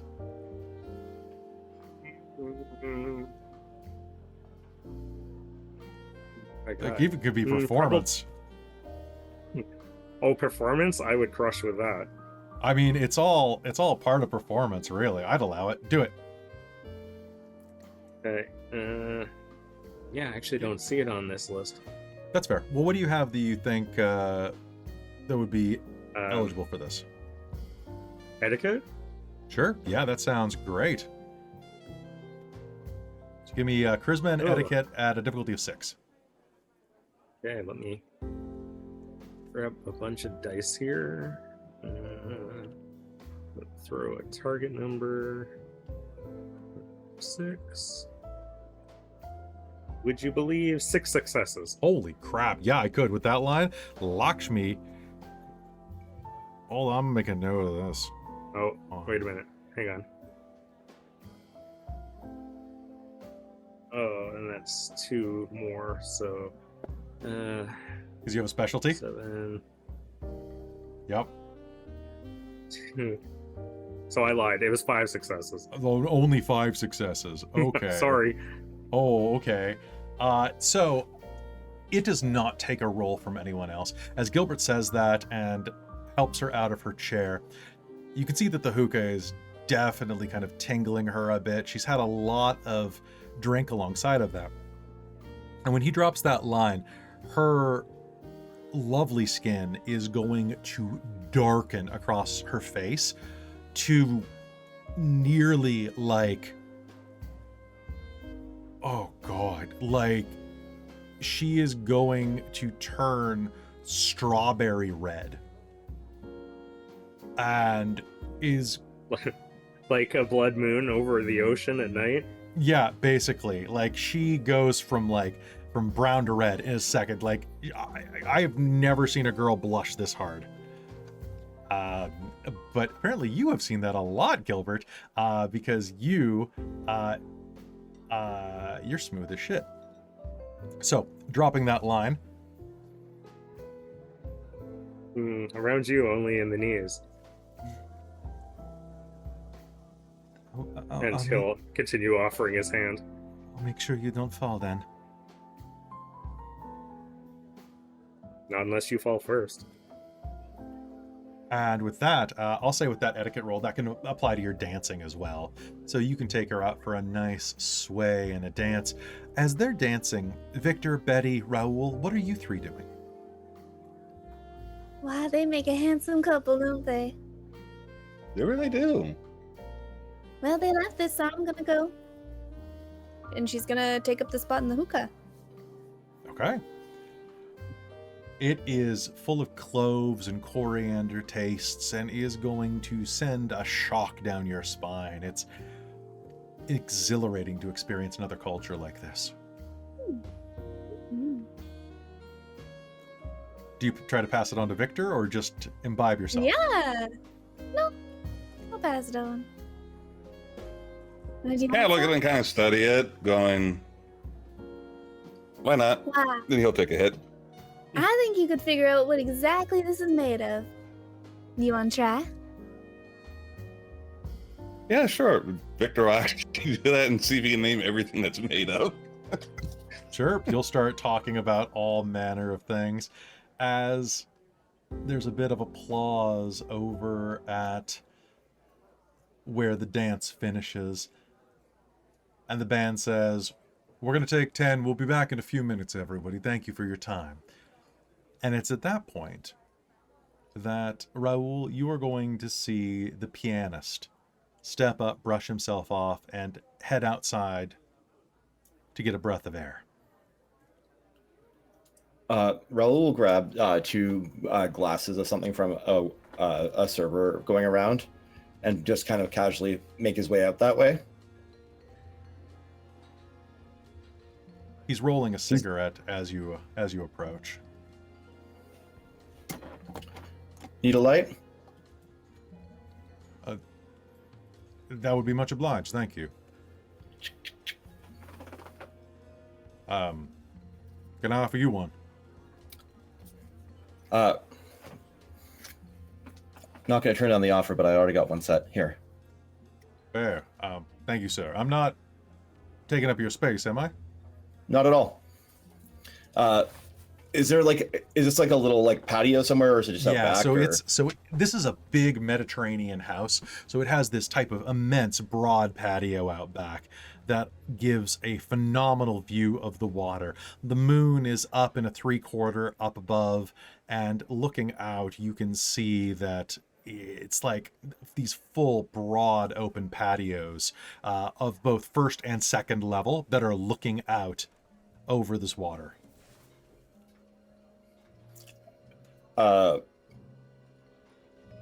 Raoul will make sure he's backlit to look really dramatic and cool, and lean up against a fence post against the...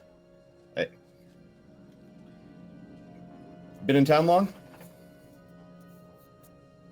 No, I'm afraid I just came here a little while ago. I'm out of New Orleans originally.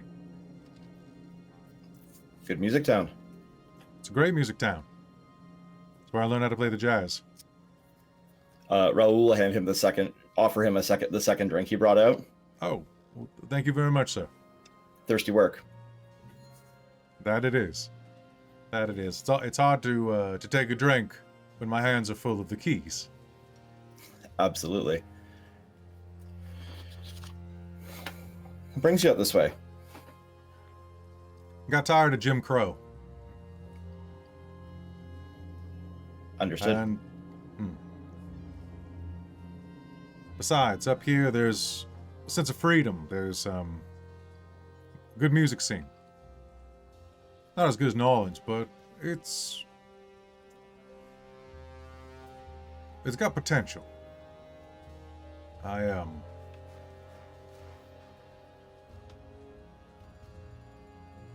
just kind of looking to make my way.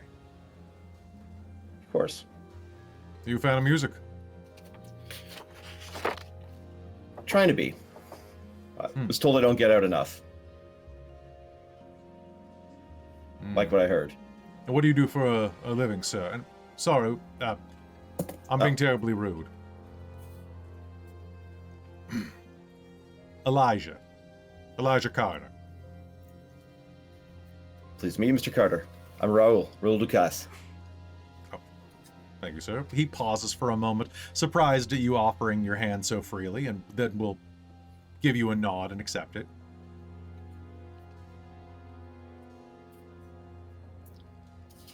What is it you do for a living, Mr. Ducasse? I'm a tailor. Not... I just tend to know the right people, which got me in here tonight. My friend Bellatrix thought I might want to come see this. It's a funny name, Bellatrix. Don't know many people with it. Not many. Not in this part of town. Which Bellatrix are we speaking of at this point? I think I might have heard her name before. Bellatrix, Morwen. Raoul just like take a long drag of a cigarette and then take a swig from his glass of wine, just really enjoying both moments, and just kind of let the name hang in the air.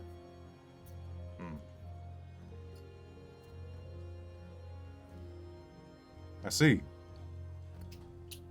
Are you coming to talk to her, or talk to me on account of her, or do you just like the music? Well, the first then the second. The second's really got me staying around.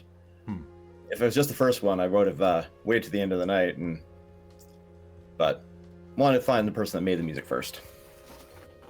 Well, that would be me, sir. Yeah. I suppose I should reintroduce myself then. I don't go by Elijah Carter in your circles. The name I've crafted for myself is Silas Vance. But I'm gathering that Raoul is the name that you go by in both. Raoul Ducasse, Benny Bonus Lagus. And whichever name you choose you prefer for me to use, I will use it freely. I guess around here Elijah will do just fine, 'cause otherwise people get confused. And I ain't got no Bonnie yet. I'm new. Pretty damn new. Sounds like it. Hmm. Is that what made you decide Seattle?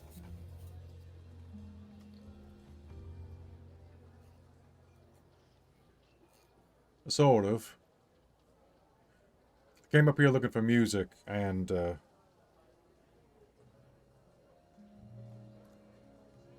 had my wake-up call. Not too long ago. I've only been,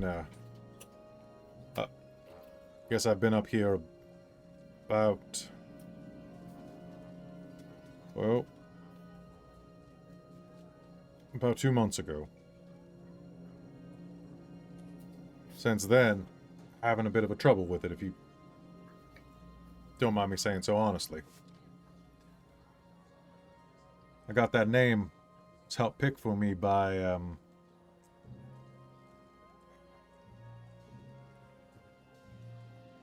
let me just double check my notes real quick. I have a lot of hermetics in this damn city. There are so many hermetics here. There's for so some many reason. hermetics. Okay, so that's Hermes. Hello, Hermes. Okay, I got Raoul. I've got.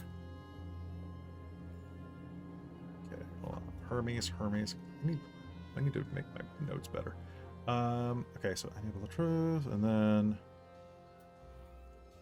So that's character 3. I thought I had a fourth one. Oh, There's that's 3 right. on the... Also, Chris, while I have you here real quick, can I get you to check something for me? Yeah, absolutely. Okay, I'm wondering whether or not your auto gain turned on since the last time we've done this. Can you... How do I... So what you can do is open this in a side tab real quick.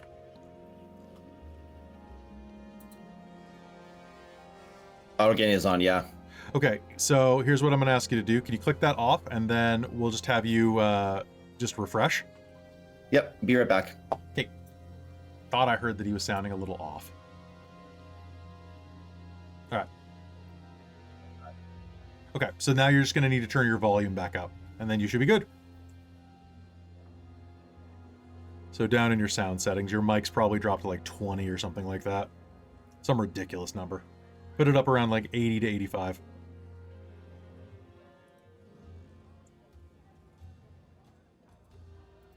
Thanks for your patience, everybody. Tech is always fun. Oh, you're muted right now? Oh, it's just giving me... when I go to settings, it's just giving me microphone. So you do your mic settings on your system. Are you using Windows 11 or 10? So this is very funny. I don't remember. So that's totally fine. On the bottom of your screen, you're going to click. You're going to right-click on the speaker. Yep. And then it should probably say Sound Settings or Sounds. Oh, hold on. There we go. Sound settings. Here we go. Cool. That'll pull up. Just scroll down to Input, and there will be a little meter there. Input. Is that 45? Yeah, let's turn that up to 85. Audio check. Yeah, that's much better. Perfect. Yep, that's basically it. So yeah, it's a lot easier to change it than we ever thought it was, but Ping hates it when you unplug a microphone for some reason. Okay. I love unplugging my microphone. I know. It doesn't always do it. That's the frustrating part too. It started doing it to Christine when she wasn't even unplugging her mic too. So now it's slowly turning her down every episode. It's weird. But all right, we'll come back in here. So let's see. He was saying, I had a run-in with a woman named Veritas Lux. She, didn't seem to know what to do with me. Neither did any of the others in the order. Well, You chose a challenging first step to speak with Miss Veritas Lux. Miss Lux found me. Mm. And she didn't know what to do with you? I guess you could say that I'm something of a dark horse.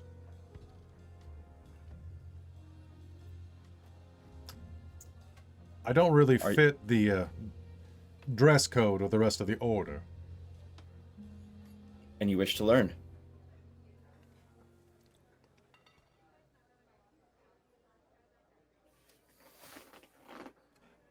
I do. Is that what this is about? You here to doing a recruitment pitch to get me to stay in Seattle?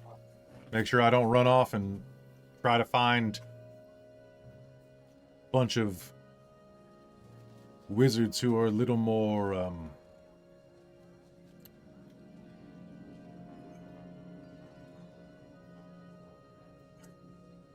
suited to my persuasion? This isn't a recruitment pitch.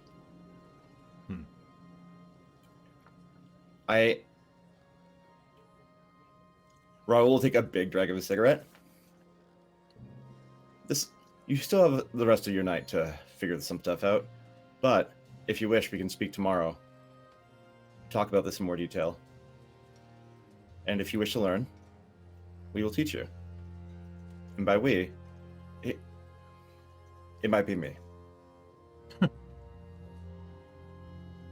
To start. All right. I'll think about it. But I gotta admit, coming out of the South like I am, I ain't too fond of hearing a bunch of white folk running around talking about being grand wizards and all that, if you follow my meaning. The titles are very silly. They're pretty fucking silly. Here.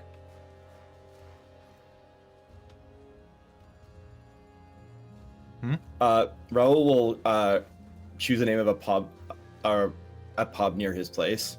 Oh boy. So you mean a speakeasy, because there are no pubs. Oh shit, because it's Prohibition. It's Prohibition, baby. Yuck. Or So maybe a hold on. cafe. So let's see. Well, we've got Cloak and Dagger, the Crown, the Come and Go Diner, the Lemon Line Cafe, Crescento, the Lipstick Ledger, which is definitely the gay club in town, Easy Street, Jazz Junction, or the Blind Tiger. Let's go Blind Tiger. Blind Tiger. The Blind Tiger is a jazz club, so that's pretty perfect. Yeah. Meet there tomorrow evening. Huh. Down on Jackson Street. Don't live too far. Enjoy your drink. That's- Enjoy your night. Thank you, sir. Raoul. Bonnie Sagas. Elijah. I guess tomorrow I'll tell you whether or not you can call me Silas or not.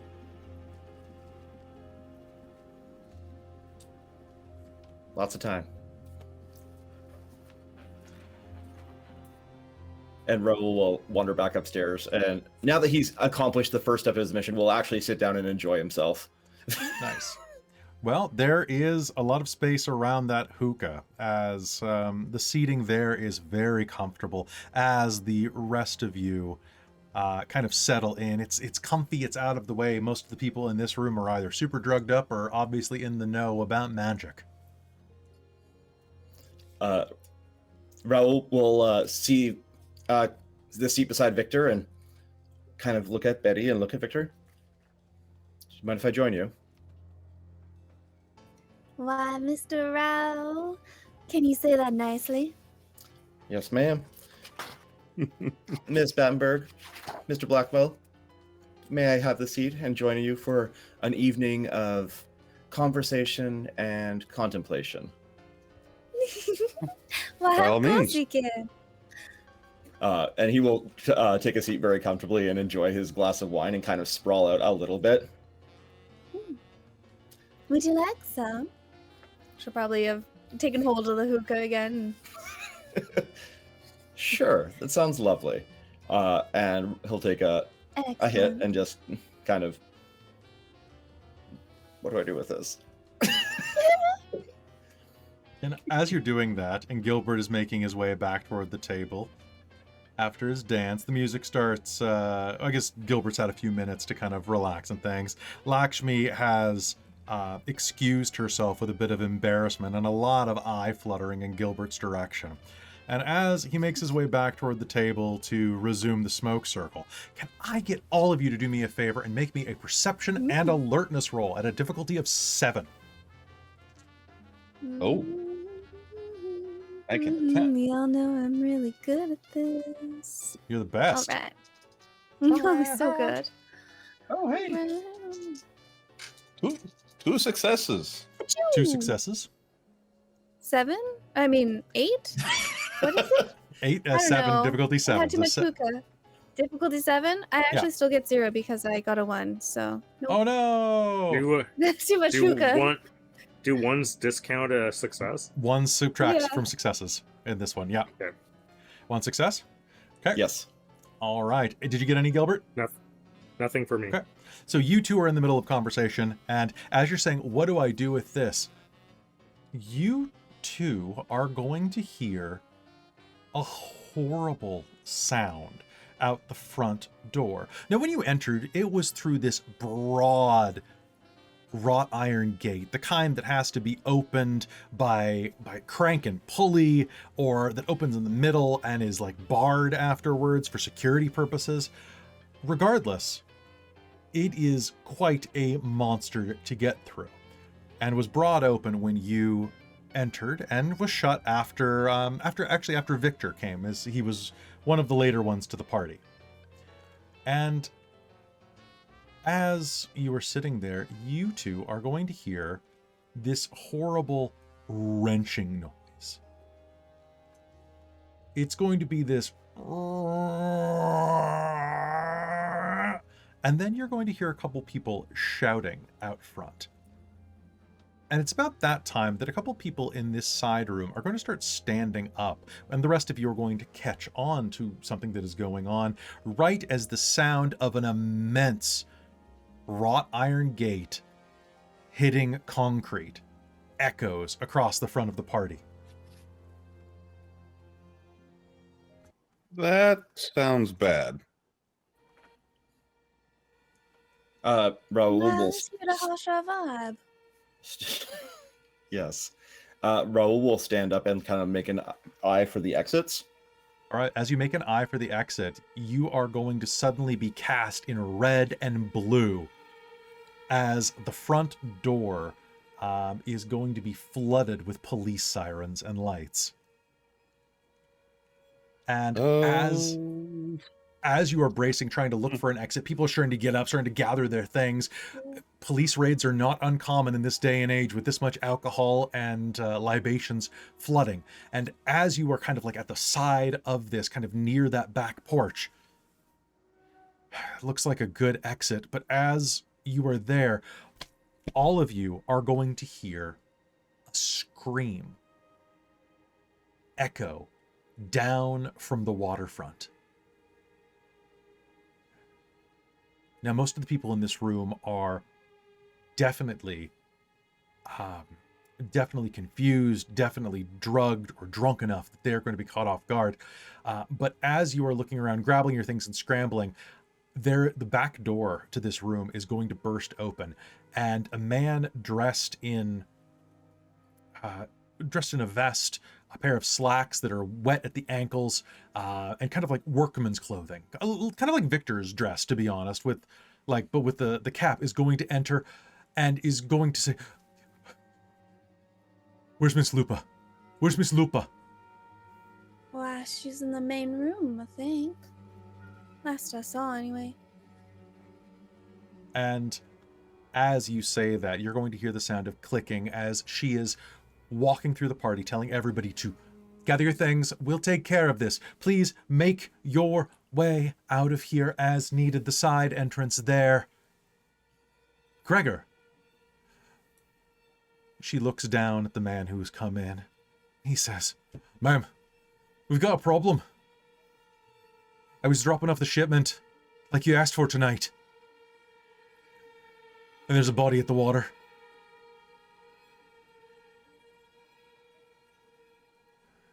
Shit! She snarls. I have to go take care of the police right now. You four. Make yourselves useful. Go take care of whatever Gregor needs. I'll consider it a favor. Yes, ma'am. Yes, ma'am. And she will turn and begin walking toward the front door right as you hear the sound of a small handheld battering ram hitting the front door. Bang. Bang. You Bang. might need to be so rude. Let's go. The man named Gregor waves you out the back, where just a moment ago, Raoul, you were out there smoking with Elijah. And the backyard is a long and sloping one of about an acre.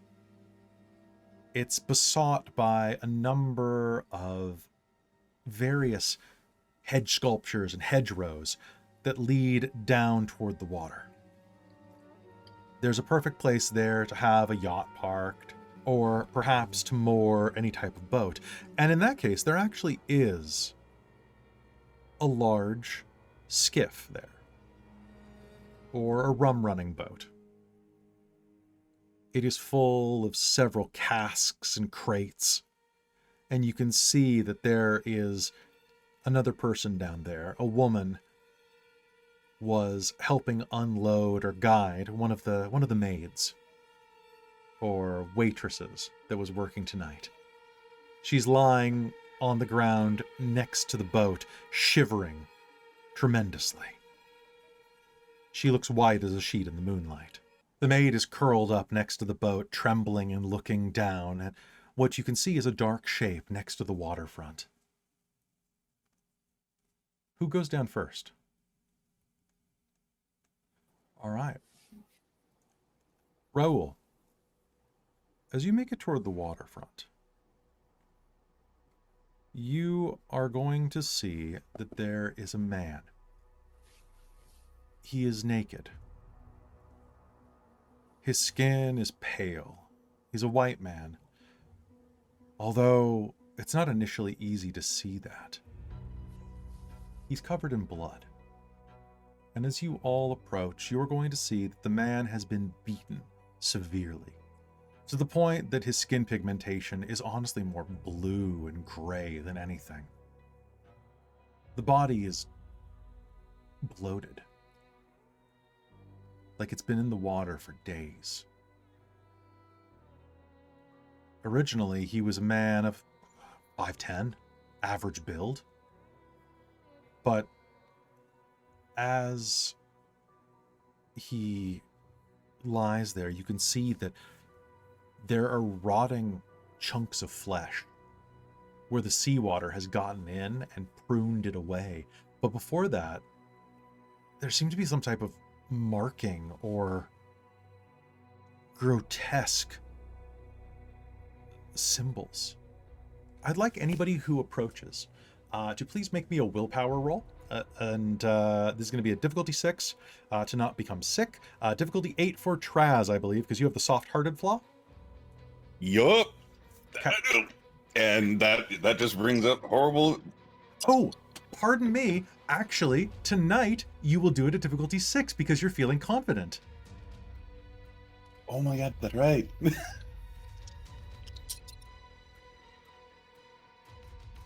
Oh shit. Okay. And 10s don't explode on On willpower, I'll allow it. Oh, hold on. Okay, no, that didn't change anything.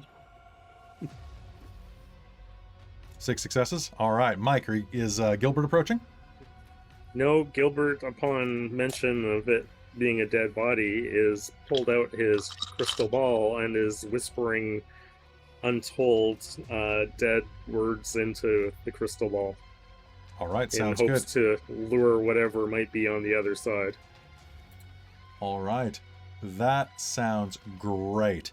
Can you, so we're going to end with that after these descriptions, but I want you to start by making me, that is Spirit 2, Entropy 2, so that's going to be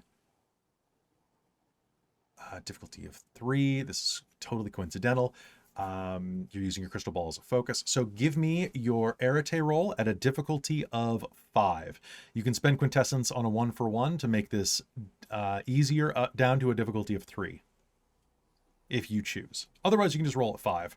So you just take your Arete. So you should have 3 dice. You're just looking for 5s and up. And you can spend willpower for an automatic success. Yeah, I'm going to spend willpower because I got no successes. Okay. So for future reference, normally you spend the willpower before, but this is game 1, so totally do it. And I was explaining the rule. So did you get any successes? Oh, you got the willpower, so you have the 1 success. Okay. Yeah. So anybody who is approaching the body, you all got a decent amount of successes. I would like you to make me a perception, plus investigation, medicine, anything if you want to look at the body and investigate what the hell is going on here. I would also allow you to make a intelligence and survival roll to try to figure out exactly like how it might have got here or something like that. So if anybody wants to make a roll, please feel free and just tell me what roll you're making. I'll do intelligence and medicine. Intelligence and medicine? Oh. Cool. Yeah, will problem solving apply to this? Oh, yeah. Yeah, absolutely. Cool. Give this to me at a difficulty of... Give me it at a difficulty of 8. But you're going to get a lot of info out of that. I botched. Did you botch? What were you rolling? Int and investigation. Or Okay. sorry, not int. Perception and investigation. Okay, sounds good. 1 success. All right. And Betty. Yeah, sorry, I was trying to figure out what I should roll. Maybe You can do perception and alertness, just to see if you notice. I'll do that. Or Yeah. you get a stick and poke the body. You know what? I'm gonna do that. I'm gonna poke him with a stick.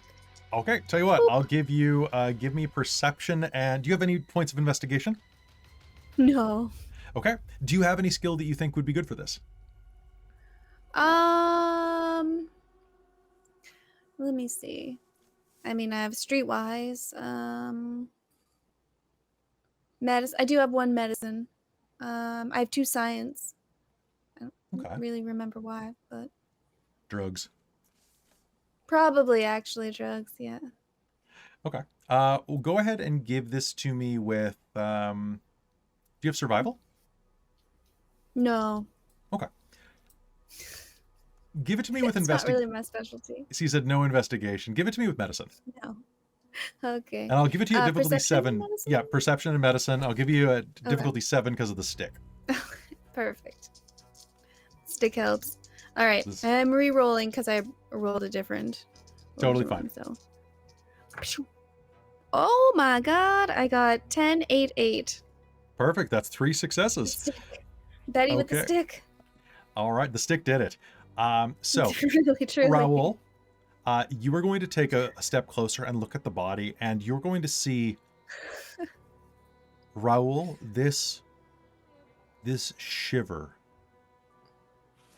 goes over your entire body as you hear a voice in your ear as a dark shape moves next to you and says, He is here.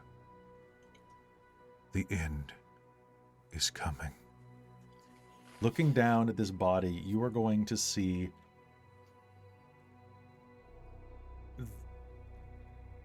it is covered in scarification rituals. Runes of various beliefs that are not necessarily hermetic, but something is very wrong here. The man was brutally murdered, ritualistically. And as you look at it, you feel a thrill of exhilaration at the back of your mind that you want to quash down. You feel a tingle in your stomach that you hate because it's almost like a little touch of first love. and you turn away.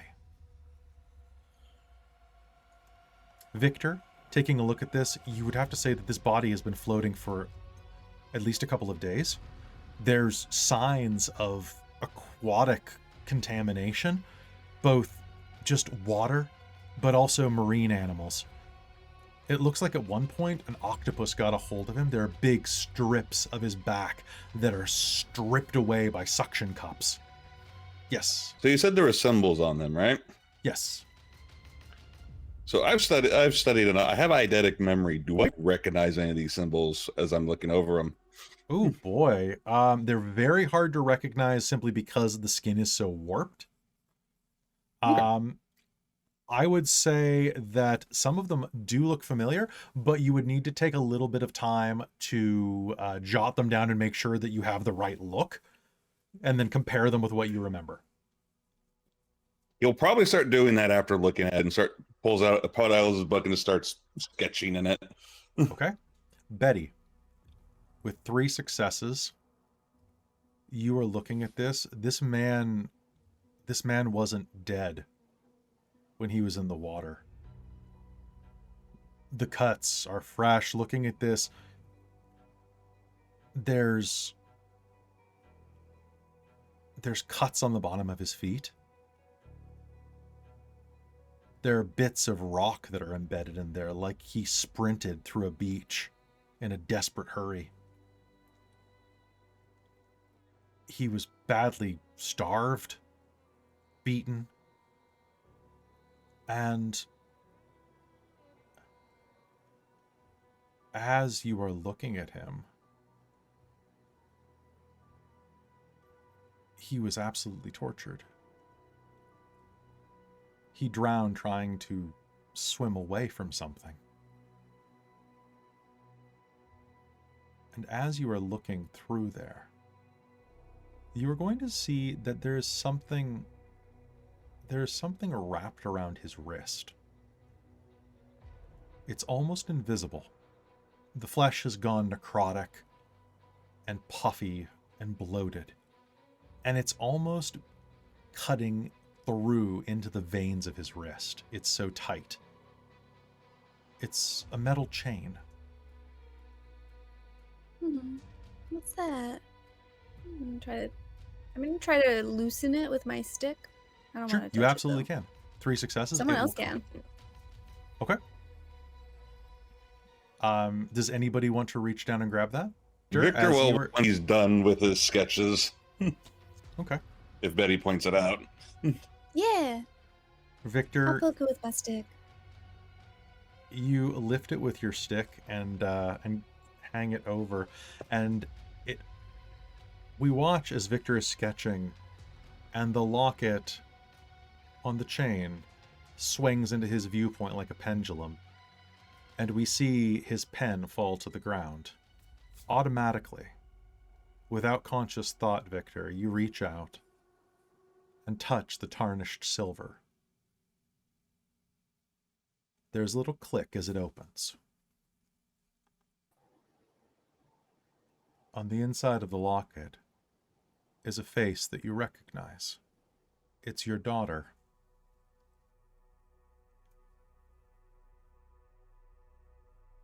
This locket was one that your wife used to wear. And on the opposite side of your daughter's face from several years ago is an old water-warped photo of you. And as this is occurring, we pull back as Gilbert whispers in to the glass orb that he carries, his spell complete. What does this look like? How does this manifest, Mike? It's almost seems to sparkle with lights, almost like a starlight sky suddenly filling with lights, and each one might be a connection to a spirit on the other side. Most of them are fairly dim, but 1 or 2 start to grow brighter and brighter and start to almost illuminate the area directly beneath the orb. And within that little bit of light beneath it, you can see shadows moving, which make like faces and hands and just almost like movement as if it was a projector. And as Gilbert whispers into it, he asks, "Who is this, and how did this come to be?" And then he'll hold the crystal ball up to his ear as if listening to a shell trying to hear the ocean. Cecil. My name is Cecil. You have to help the others before it's too late.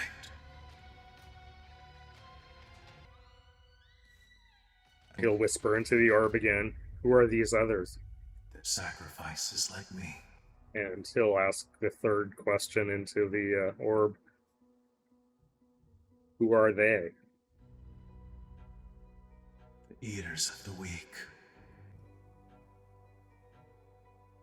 And I would like anybody here to make me an intelligence and occult roll. If you have a Eidetic memory, you can make this at a difficulty of 4. If you do not have a Eidetic memory, actually, you know what? If you have a Eidetic memory, don't worry about it. I got you. But if you don't, intelligence and occult. Does anybody Are here we not? all able to hear that? Oh, fair. That's a I good didn't point. think so. You cannot. Oh God, what am I doing? Sorry. No, thank you. That's very valid. It's very valid. After hearing all of it, Gilbert will kind of relay most of what he's heard. Most. Okay. Do you repeat the last line? Probably give not the exact words, but something along those lines, like takers of those who have passed. Can you make me an intelligence and occult roll then, Mike? Difficulty of 6. Ooh, I'm actually good with occult, so difficulty of 6. Rank that up. Oh, and I got 2 10s, so let me roll Oh boy. 2 more. No more. So 2 successes. 2 successes at difficulty 10. As you prepare to say a shortened version of what you heard to them, that phrase repeats in your head. The eaters of the weak. Barabbas. Also known as the Nafandi. And I think that's where we're going to call game for tonight. Whoa! How dare you? How dare we? There you go. Did you guys have fun with that? Yes, Yeah. very much so. Episode. I got to wear a fedora and not feel like Indiana Jones. That's kind of nice. All right. I like all your characters. I really want to say, like, I loved everybody. Like, Gilbert, like, was smooth as hell. Betty was bubbly and adorable and, like, very disarming. Victor, Traz, it takes a lot of guts to play someone who has weakness. And I want to commend you for that, because that's really hard to do. It takes a real divorcing from ego to do that. And I think you did phenomenally. I cannot wait for you to set that guy on fire. And then Chris, 100%. He won 100%. Chris, look at you making friends. Friendly. I know, right? I'm like trying so hard not to be nice, like super nice, and I'm like, Well, the problem is that you've got Brennan Lee Mulligan, the Cult of Ecstasy guy, being like, "Hey, you want to go burn some stuff down? Capitalism like, sucks." Chris, yeah, Raoul, no. You know, and then you've got this guy who's basically like, "Yeah, I'm a black hermetic. Shit's rough, yo." Yeah, like, yep, you're right. And also, it's the time in my career where it's time for me to take on an apprentice. I can't believe that you jumped into that immediately. I was going to surprise you with that, but then you're just like, "I'm going to mentor him." I'm like, "Yes, you will, young Skywalker." Well, like, according to plan. That's all according to plan. See, I told you, there's plenty that you can burn down next episode. Folks, so I am very excited that we were able to run this. If you're watching this on YouTube, consider joining Patreon. That's where it ran first. Next episode's going to be a bit longer. This game is going to run monthly on our Patreon. Or I think for a little bit it's running like every 3 weeks or something like that. But it's going to be great.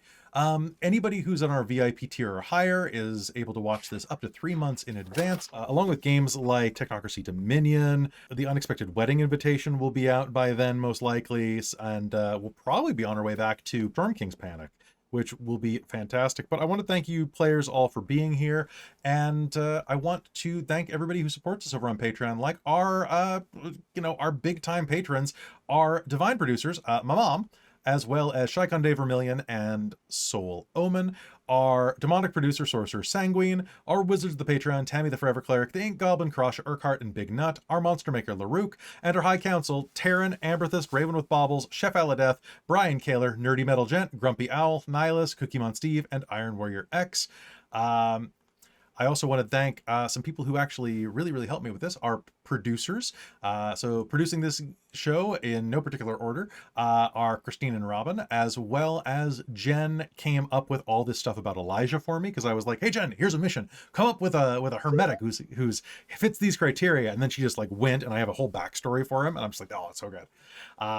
So a big thank you to everybody. In the meanwhile, we also had some people buy some XP for you over in our chat during and I don't mean a lot, so I'm going to give you 3 experience points for the first game, and chat bought you 5. What? Crazy. So enjoy your 8 experience points for the first game, which I think is so many. so many. So folks, we're using times current rating. So that means that if you want to buy like a level 2 skill, it costs you 2 XP. It's ridiculous. And yes, Chris, you could buy forces too, because it's an in tradition for you. In fact, I think any of you could buy a level 2 sphere that you already had level 1 at. And here's the deal. This game is going to be like, I think it's going to be like 10 or 12 episodes long or so. So I'm going to waive sphere learning costs, or pardon me, sphere learning times. So if you can buy a sphere and you just want it, just get it. I'd like time 2, please. Yeah, please take time 2. Does anybody else have time 2? Because I need some time 2. I do not. Time 2 is so good. Caitlan, use it to give yourself floating rerolls. Those are my favorite. Hell yeah. I do have mind 1, so I wouldn't mind 2. You wouldn't mind? No. Yeah, that's right. Do it. Get it. It's only for you. That'd be 8 XP. So there you go. I'm all over that. It's basically free. It's free real estate. Time for Raoul to get some forces. And Victor, do you have a level 2 sphere you can take? I could also take forces. Oh boy, everybody's got forces minded. Oh, you did say you were going to light some stuff on fire. I cannot wait to watch you light that Nikolai guy on fire, because I hate him.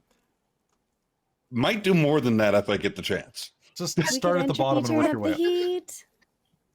All right. Hey, folks, that's going to be it for us tonight.